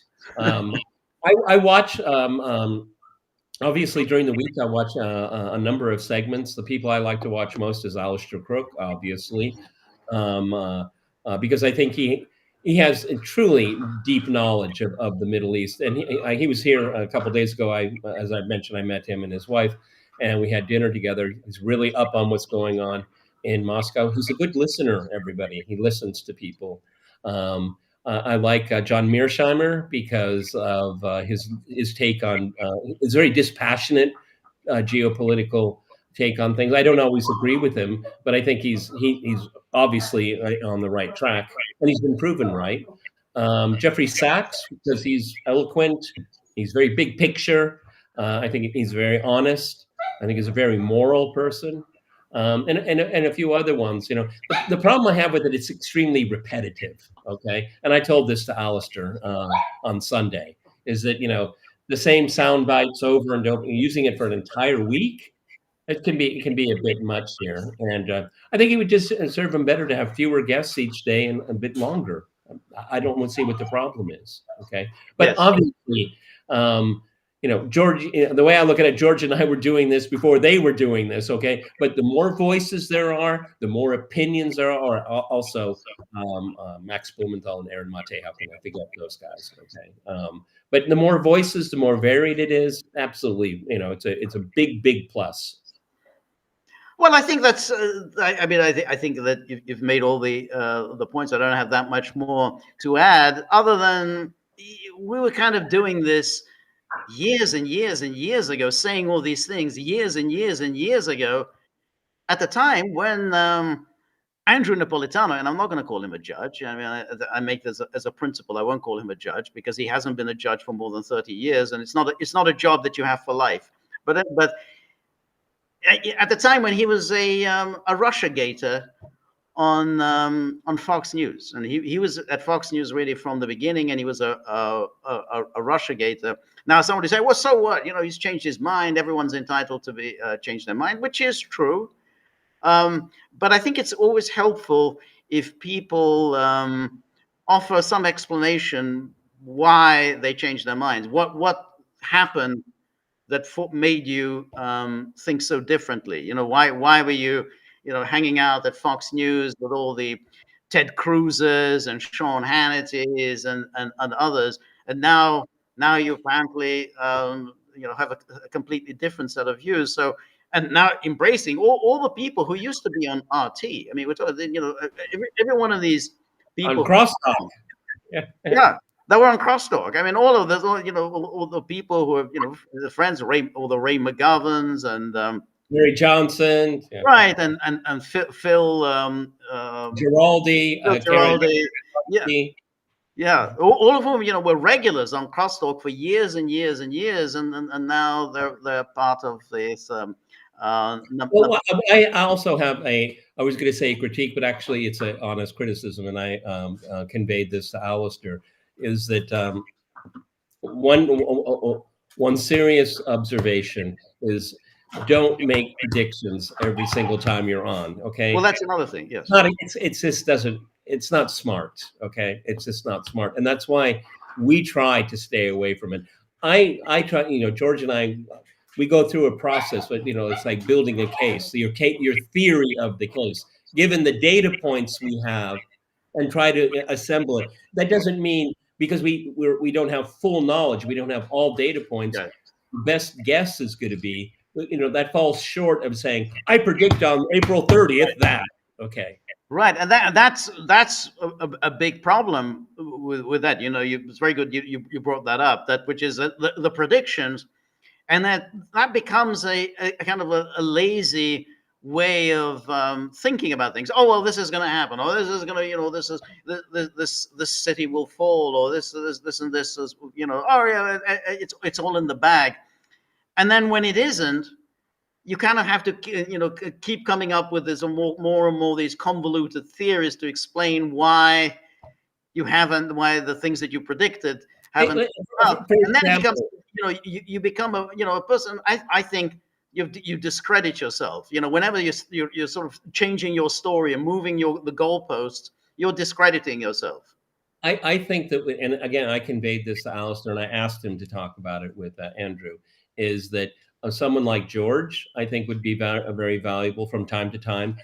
My friend Mark Sloboda, I think, would be valuable from time to time, because while in the thrust of what is said on that podcast, we all agree with the thrust of it, okay? But as George and I have done, and every once in a while we go cats and dogs here, and it's not always pleasant, but it's always a learning experience. That's right. Because if you believe something, then defend it. That's right. And I think that's it. I mean, I think we're let me finish my point, is that it would be valuable to have someone like George and Mark go on and say, yeah, I listen to all you guys, but I'll tell you my problem with it. That would be necessary, and that would be helpful. Right. No, I that's exactly right. So we're basically in agreement on the fundamentals. However, that's a different issue from saying I think it's going to happen in 2 weeks, or it's going to happen in 2 months, or in or in 6. You need someone to say, but I can give you 5 reasons why it's not going to happen in 2 weeks. See, exactly, and there are all sorts of unknowns that you have to put into the equation. You can't just make these categorical judgment. Oh, this won't happen, or this isn't going to happen. Well, you don't know. Particularly when you have somewhat erratic figures on the political scene, such as Donald Trump. If you start making any predictions, exactly what Trump is going to do. That's a fool's errand. I mean, so because Donald Trump doesn't know there. Donald Trump doesn't know, so how can he doesn't know exactly? So, but an awful lot of people make this declaration. Oh, Trump is going to do this. Trump is definitely going to do this. They have no evidence for that, and I think there's so much of this, people pretending that they know what's in the mind of political actors, and that's why they make these predictions. And I think you discredit yourself when they don't happen, and then you keep changing the story. And I think there's a number of the figures who come on that show who then have to continue to change the story. Well, why is it that what you said 2.5 years ago hasn't come about? Yeah, but you didn't say it at the time. You pose as an expert, you make a categorical declaration, and now you've moved the goalposts, and now you're saying something different. So that's the problem that I have there. but in total, absolutely wonderful project, and I'm very happy. And I've made it very clear to Andrew personally. Okay, so these are, I think, helpful critiques. Okay, for a job that can be done even better. But it also brings up a point that George, and I think George and I demonstrated in the flesh very often, is that you can easily say that there are like the establishment narrative and the dissenters. Okay, Right. we're obviously in the dissenting crowd. Right. Okay, and George and I spend a great deal of our time, if not most of our time, critiquing the official Right. narrative of Syria, of Ukraine, of Russia, all these things. Right. And because we think it's a public service, and it's important. God knows the tip jar is never full, but what what is important, why I said that, is that the official narrative, it's very hermetically closed. I mean, you're not supposed to deviate from the official narrative. Okay, Right. the Russians are losing. It's 7-1. The Ukrainians are shooting everything out of the sky. Right. That's their. Right. We love to critique it because they Right. clown themselves. Right. Right. Having said that, in the dissenting channel, there's a lot of very different views, and I think that they're glossed over. And I think that you can, like Ian Proud, that has recently joined the crew over there. He's recently come on my program a couple of times. Really interesting guy. You know why? Because he knows what he's talking about. Okay, it's as simple as that. He knows what he's talking about. But even I, read his article on tariffs. On sanctions. And he was on my program, I think it was last week or the week before. And I got to, I had a little bit before we started, and I said, I got a bone to pick with you. And I had it with me, and I read the paragraph, and I said, I don't think you're right about that. And, the thing is that, he agrees that you need to talk back and forth. You can flesh things out. We need to flesh things out more in our channel, in our lane. Right. Than is happening right now. I'm not just opposed to the official narrative. That's not good enough. That's a half measure. No, I think you're absolutely right, and I think that's what happens too much on with Napolitano. They come on and they're all in agreement, and they all say, "Yep, this is the way it's happening. It's going to everything is sorted out." It's very tedious, and then events are clearly not confirming your diagnosis. And as we've talked endlessly and saying, this whole last legism, the whole thing that somehow it's going to happen, Ukraine's on the brink of collapse, they keep asserting that, and it's not happening. It's saying that for 14 months. Yeah, exactly. It's not happening. And they're just and they don't stop. And then you think, well, okay, maybe you should revise the theory and then come up with a more sophisticated model. But instead, it's the same thing. It's like George and Peter and George. Do you think the conflict in Ukraine will end this year? I said, well, there's a lot of indications that that's possible, but there are countervailing elements as well, because that assumes that Ukraine has agency to end the war. Well, they certainly haven't demonstrated that. Okay. NATO, on the other hand, has demonstrated that it will go to great lengths, even self-harm, to continue it. See, there's so many different layers to that question. Right. No, it'll be over in November. Right. No, that's right, and that's why, if you were to present an alternative view, just take a look at the comments that are made by Trump, Mike Waltz, and what they are saying about the war and what they intend to do. And you say, so your assumption that Trump is going to pull the plug on Ukraine, it's not borne out by the evidence. I mean, maybe Trump will pull the plug on Ukraine, but if you look at his statements, all the things that he has said, and you look at the things that Waltz has said, you have to assume Waltz spends time talking to Trump, because they've got other things in mind, and therefore the war is quite likely to continue. But, for all sorts of reasons, as we've outlined, which is Washington has made a big investment here. They're not just going to abandon that investment just like that. Oh, Trump will do it. What makes you think that? He hasn't given any indication You just assume that you know what's going on in his mind, but he's given no indication. He's just going to pull the plug and walk away. And what's always meant, and this is something I stress all of the time to the point of it being monotonous, is that Trump thinks this, Trump is going to do this. Well, what are the Russians going to do? Well, that's another thing. Yeah.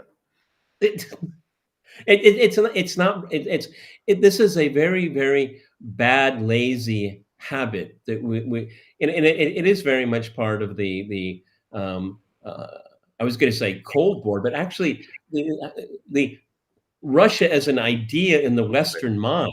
And talk about continuity, George. I mean, we can go back to the Napoleonic Wars. That's okay. Yes. Exactly. And the little attempt that's made to understand it, but no question, there's never anything. So always that this is what Trump thinks, this is what Zelensky thinks, and then again they make some lazy assumption as to what Putin is thinking. There's never really any serious diagnosis of how we got here. And so you said earlier, I was going to take up your comment about very early on in this podcast about the avoidable war, and that's really what's so striking when we look back on it, is how easily this war could have been avoided, because Russians are really very, very reasonable. They are so reasonable. People, I think they're too reasonable. I think they actually go out of their way to be reasonable. They go out of their way to try to have good relations with everybody.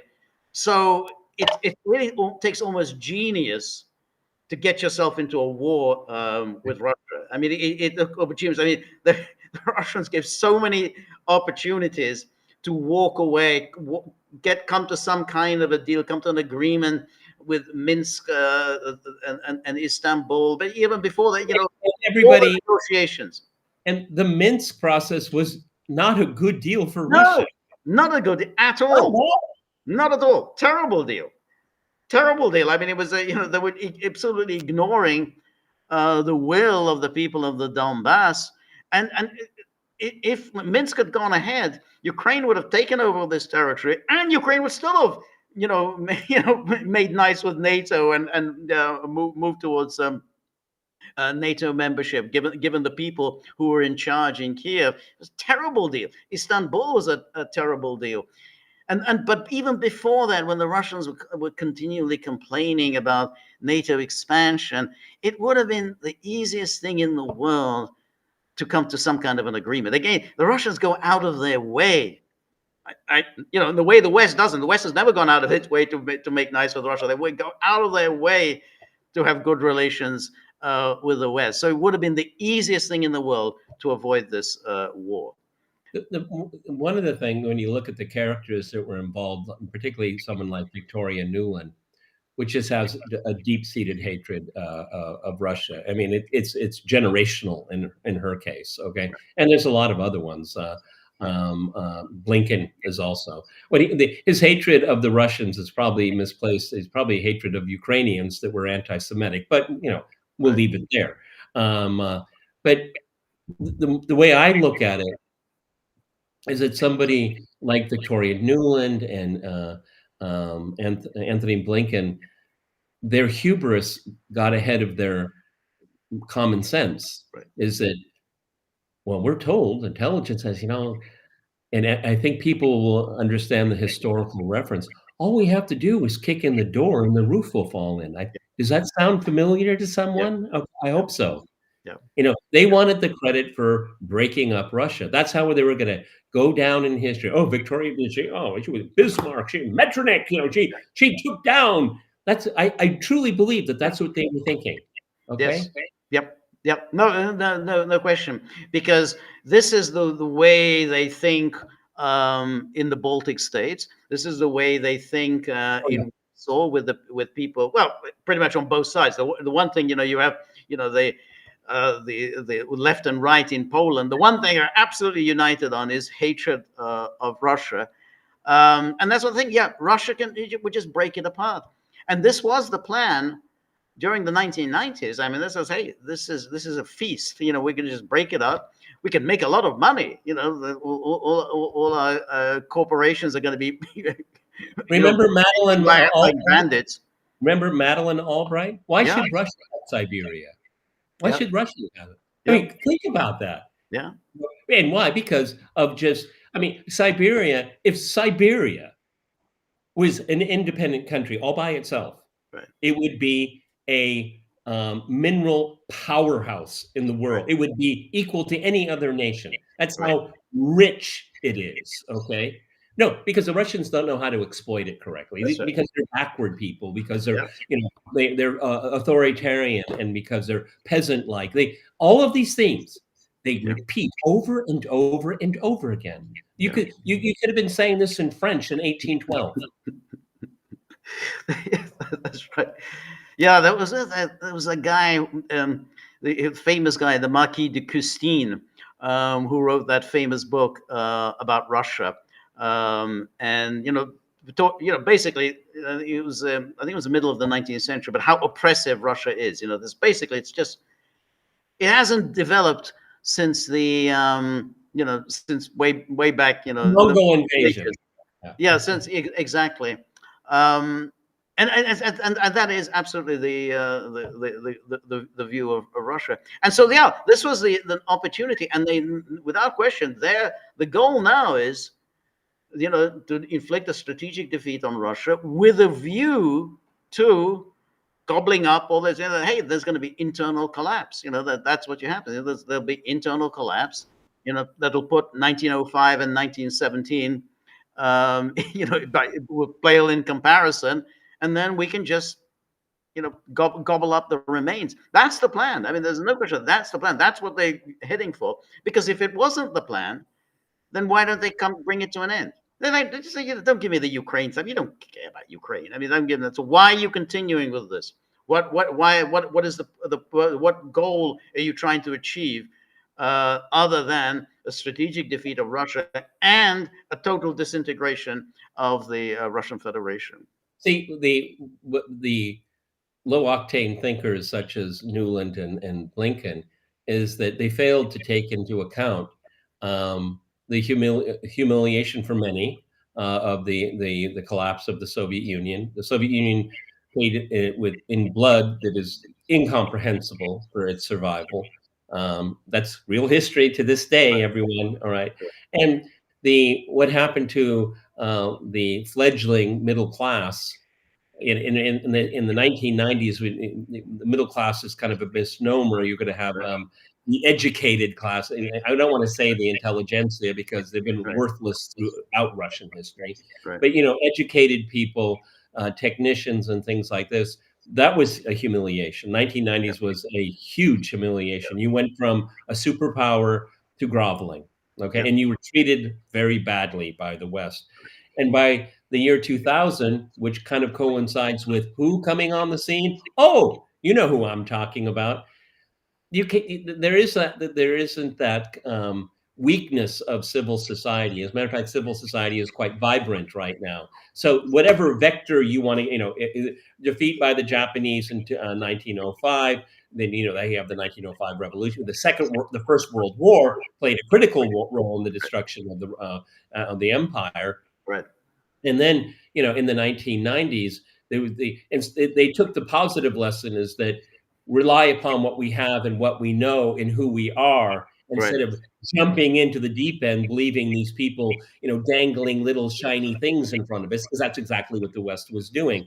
And so now there's a very self-confident society, and there are 30,000 guys, 30,000 guys every single month are signing up for the military. There's no forced mobilization here. Okay, people are signing up because they want to fight for their country. Okay, so they miscalculated on so many different levels. Okay, and I can speak for myself. And maybe as I said to Alistair, he said, how are things going? And I said, well, you're asking a fish, what's it like in the water? Okay, it's better for outsiders to come here and tell me what you see, because I see it every day. I have that nano layer every single day. You don't really keep track of the changes.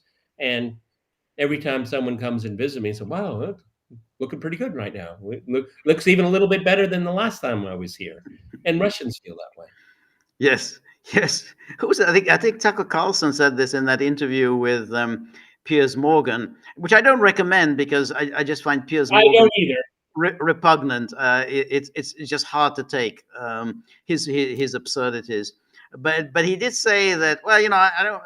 He said I don't much care about Putin. I mean, I think he's a smart guy. But I did like Russia, and I said, I did, form the high opinion of Russia and Moscow. So he said, whatever about Putin, I don't care about him. But Everybody, it's hard not to be impressed when you see it. It's hard not to. Okay, it's a very vibrant city, a lot of stuff going on, and I mean, for every Westerner, through the prison of Western ideology and history, when you see Red Square, it's like this is pretty impressive. It's pretty impressive, and it is. I mean, I've lived here for over a quarter century, and every time I drive by in a taxi or a driver, it's like, wow, that's Red Square. That's pretty. That's the Kremlin. yeah, I mean, if you go back to World War One, which is a catastrophic decision made by Nicholas to get into that war. Huge mistake. Should never have got into that war. But I think again, yeah, it gets down to Bosnia and things like that. Yeah, but he was kind of pushed into it by the French, and the French knew what they were doing. The French basically pushed him into, essentially absorb some of the German attack because we're going to have difficulties, dealing ourselves with the Germans, and that's what happened in the sense, they were absorbed the German attack, which enabled France to prevail in 1914. Otherwise, France would have been defeated in 1914 with that German offensive. But it was a catastrophe for Russia, and you have to believe that the English and French knew that this would be a catastrophe for Russia. It would lead to disaster for Russia, the overthrow of the Romanov dynasty. But I can never forget the fact that the British refused to give asylum to the Tsar's family. I just think that is so shocking because they knew what was going to happen to the Tsar's family. I mean, they knew that these people were savages. They were going to butcher them. Yeah. The Bolsheviks were criminals. They were criminals. I mean, and in every sense, they were criminals. Okay, that's right. And I'm really glad that George brings that up because the way I look at it, the catastrophe of Russia in the 20th century was the First World War. It wasn't, there wasn't the same level of bloodletting later. You have to remember there was the Civil War, which was cruel and awful and destructive. And then the Second World War speaks for itself. Right. Russia only started recovering from the catastrophe of the First World War in the year 2000. That's my opinion. That's when the healing started. That's a long time, everybody. A long time. Yeah, absolutely. There was forgive me if I offend, but I mean, Russia was crucified in the 20th century. That's right. That's right. And then, some are saying, wasn't the Tsar's wife the granddaughter of Queen Victoria? Yeah, he was the cousin. He was Nicholas was a cousin. So basically, the royal family in Great Britain didn't even help out his cousin. I mean, and King George V didn't help out his cousin. I think it's just extraordinary when you knew that if you don't, these people would be butchered. And they let the Kaiser go into exile in the Netherlands. Exactly. The Kaiser went into exile. There you go. That says everything. That's right. Exactly. The Kaiser, lived out. Kaiser only died about 1940. I think it's around about. So he he congratulated Hitler's rise to power. Yeah, he made it. I think it was 1940. So he went on, lived, another 20 years and he didn't go to South America. I think he lived in Holland. I think so. It was quite nearby. Oh, here's a doozy question for everyone here. Is George a representative of the dreaded intelligentsia? Oh, that's a bold question. So I will pass it over to George. I hope I'm not. Because what they have, the intelligentsia is the worst kind of people, those, the people that Stalin used to refer to as the rootless cosmopolitans, who just sort of, hang around, talking in cafes. And then, unfortunately for Russia, these people took over. It's like, they seem harmless, these intelligentsia types wait until they come to power, and boy, are they going to, inflict the terror that no one else would imagine. But those Well, they were the George, intelligentsia. George is right. The scourges of the 20th century, fascism and communism, were all the result of the intelligentsia. Exactly. Okay? Exactly. No, that's one of the things that I think is a paradigm shift. Because intelligentsia, it's a really interesting word because it connotes so many different things. Okay. I mean, intelligent people, that's not the same as the intelligentsia. Intelligentsia is a sensibility, it's an outlook, Yep. it's a sense of status. Status, really important, because you can be a member of the intelligentsia and you could be very poor. But Yeah. No, at least I'm a member of the intelligentsia. That's Okay? right. So if you want to get a sense of what that term means, the intelligentsia, you have to read Dostoevsky, particularly The Possessed or The Devils, whichever way they're translated both ways. The Possessed, that he presents there the intelligentsia, these characters who kind of didn't really do much other than talk and express ideas. Take up space. Take up space. Exactly, they took up space, but they were terribly destructive, and that's what Dostoevsky saw. These people are really destructive, and he kind of thought these people might well come to power one day in Russia, and that was, he wrote this in 1881, so he kind of foresaw what would happen. Well, even in 40 years' time. It's because we love film so much. Dr. Zhivago. Yeah. Remember the Bolshevik character? Yes. Okay, he was like a school teacher or something like that's that. Right, exactly. And then he got power. Yeah. And obviously it is an analogy to Trotsky, okay? Yes. In the film, okay? Yes. But this guy, once he had, remember he's on the locomotive of the train, and right. It's like broken glass, and he's going for blood, okay? That's right, and he's waiting all his life to do this, okay? Exactly. And they committed these mass executions without batting an eye. George Lukács, who became a kind of a famous in many years later as a kind of Marxist, but who was critical of Marxism. Yeah. He was like that. He took part in the Warm and Fuzzy. Yeah. Warm and Fuzzy. He took part in the Hungarian Soviet Republic. Boom! He carried out mass executions without turning a hair. One day you're writing about Thomas Mann and analyzing Thomas Mann's literature. Next day you're conducting mass executions. That's the sort of transition of these intelligentsia. Yeah. Well, let me write about Tolstoy. That's what they did. The Bolsheviks, they would write Lenin, Trotsky. They all wrote extensively about Tolstoy, and then they carried out mass executions.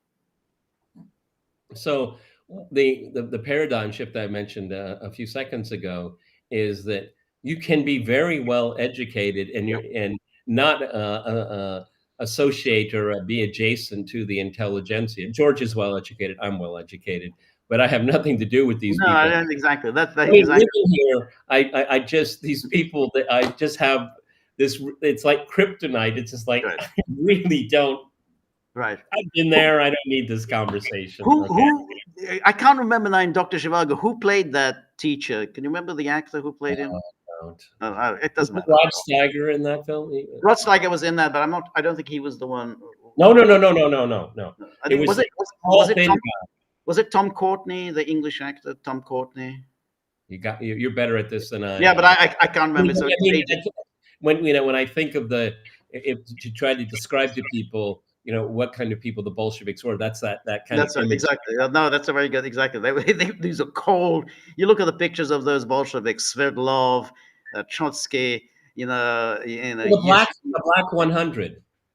That's. Yeah, that's right. But the Black 100 that was a little different. That was the Tsar. That was the sort of and they weren't the Bolsheviks. They were the people who were. But it's two sides of the same coin, because you have to beat patriotism into. One of the things that's so misunderstood is that as the printing press became more and more prevalent, socialist ideas, Marxist ideas, they became prevalent everywhere in Russian society. And the state, well, they kind of were aware of what's going on, and denunciations of the Tsar and Tsarism, and again, like they were asleep at the switch. But I mean, my goodness, because Russian society was extremely unequal, unfair. I mean, what I've always said, about the Bolshevik Revolution, there was a revolution for a reason. Okay. And that's why when people adore and present Nicholas II as a saint or something, like, he was a buffoon. Okay, he was the worst possible leader Russia could have had at the time. Russia just had a really bad string of luck because this guy. He ended the monarchy. I mean, why don't you just pass the baton? Okay. Right. This guy couldn't get anything right. Anything. Yes, sir. First, as I say, he got into that war. He was told, "Stay the hell out of this war. Do not get into this war. There's nothing to do with you. Don't do it." And then he just stepped down. He just ended the monarchy just like that. He just stepped down. And then what did he think was going to happen to him? You don't have any power anymore. I mean, it's like once you've stepped down, your life is really in danger. Not to mention your family. So it's like, your whole family was wiped out. I mean, he was the irresponsible leader. They were savagely murdered. Right. And again, to stress the point, everyone, how do we know that? How do we know how they murdered? Because it was meticulously written down. Meticulously, to the point of grotesque. And if you ever come across it, don't read it, because you can't unforget what you just read. They savagely, with amazing glee, particularly to the women. That's right. Sverdlov, he was the one who primarily responsible. Lenin obviously authorized it, but Sverdlov was the one who carried it out. Just look at the picture of Sverdlov. You can look it up on Google and see what Sverdlov looked like. I mean, that's a chilling kind of image. I like Dr. Zhivago. I like the film. I like the music a lot as well. Okay. And a film like that probably could never, ever be made again. Okay. Probably not. Because there were actually good characters in it. Okay. Yes. Yeah. No. What we should do is take the BBC's War and Peace, George, and do excavate that one. Right. I'll tell you, and again, nuances are so important here. I kind of liked it. I thought, no, it's all right. My team at work, it's awful. That's not what Natasha was like. How only the BBC could come up. That wasn't her. I had one of my executive producers. She said, my mother and I decided not to watch it anymore. We just stopped because that's not Natasha. I just thought it was amazing. Now, what you just said, that's very reminiscent of my parents' attitude as well. Whenever they'd watch a BBC series, War and Peace or whatever they had at the time, this is absolute Anna Karenina. This is terrible. Vronsky completely wrong. Kareninian terrible. It's awful. It's awful. They have no understanding of Russia. So it's exactly that. This is an embarrassment. My boss, he and I don't think of him as kind of a cultural junkie, okay? But he got wind of this too. And he told me, he said, this is like the Chinese trying to explain to French people what American baseball is. Right. Yeah. I didn't see that. I mean, I remember there's, way back, when I used to watch some BBC's dramatizations, and some of them were pretty decent. I mean, it was crude and they vulgarized a lot of it, but they weren't bad as dramatization go. I mean, it was, they kept quite faithfully to the book. They didn't change very much, so they weren't bad. But I don't know the most recent one. I remember them from the 1960s and 70s, but I don't remember the more recent ones. The sleight of hand these days is production value, and with the recent one, this is many years ago, I guess like 5, 7, 8 years ago now. The production value is quite incredible. I mean, impressive. Okay, and that plays upon my weaknesses because I really like production value. Like, what is it? What What was the one about prohibition? Broadway. Oh, that Broadway, whatever it was called, broad. Yeah, not Broadway, but yeah, whatever it was. I know what you're talking about. Okay, I mean, the production value is just overwhelming. Okay, the Knickerbocker about the doctors and hospitals in New York in the turn of the century. No, Extremely. that I didn't watch. I saw some of that the Broadway one, the Prohibition one, but yeah, that's. Or and I'll tout it again because I really like it. Is the film Terror about the British expedition through the Northwest Passage? It is absolutely flawless series. I really like that a lot. And the production value is just top notch. Okay, that's one of the things they do. But you're right. I mean, from growing up in America, watching a lot of BBC stuff, I was easily impressed because of better production value. Yeah. They don't have a lot of actors and actresses, but a lot of them are actually quite good.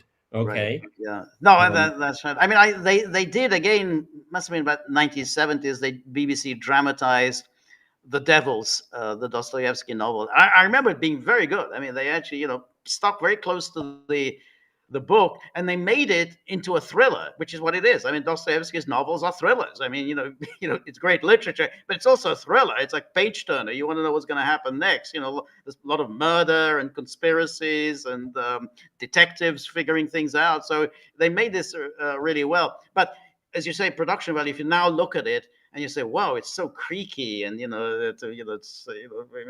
it seemed good at the time, but now probably it won't. Yeah, and that's the advantage so many of you people today have is that we just were brought up on really shitty stuff. Sorry, but it's true. It's really true. I mean, even like The Great Escape. I mean, you can go through. I mean, that's okay. I like that. But I mean, if you look at it closely, it's just that. Well, they didn't have those pens in 1940. That's like a Bic from the 1970s. I mean, there's so many. Even in Mad Men, I found one error, very obvious error in Mad Men, is the currency. They were using currency from today. Dollar bills look different then in the 1960s. Okay, because they're constantly changing. But then you'll see like a World War II film and someone's wearing a Timex. I guess, yeah. I mean, I never thought The Great Escape was a particularly good film. Entertaining, definitely entertaining, but Steve McQueen at his best. Okay. Yeah, but it's just something that's fun to watch. But not it's not you don't count it as sort of one of the really good films. No.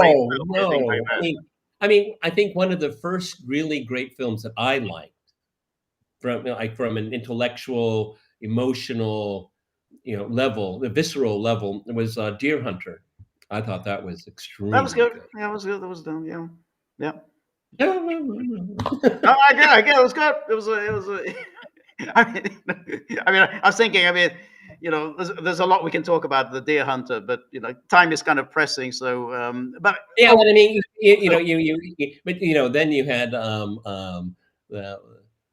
you had all of those TV series that were so awfully done. Okay, and then you see a film like that, and it's like, well, that's upping your game. Okay, right. The Dukes of Hazzard, remember that? Or like, what was the one I always like? A Good Plan. The music goes through my head all the time. I did this. Where they were 5 officers wrongly tried in Vietnam, and then they go into the Los Angeles underground, and they became this super fighting force. If you can find them, they will. And now the title escapes me. Is that the one? Is that the one with Clint Eastwood? George Papard. What was his name? Yeah, come on, help me in the A-Team. God, thank you very much. Oh, God. The A-Team. Wow, I don't know that one. Oh, that was so popular. Oh God, we never missed that. Okay, the Rockford Files. Come on, back me up. The Rockford Files. Okay, Rockford Files. No production value. Zero. That came over to the UK. I don't remember the 18, but maybe I don't remember that at all coming to the UK. But the Rockford Files definitely came to the UK. But there, I mean, that was just carried by James Garner. I mean, he was a charmer, and so you didn't need production values. I mean, he managed to carry it with his own personal charm. Like Cary Grant, carried so many trashy movies just through his presence and charm. This, but anyway, I think next time maybe we can talk about the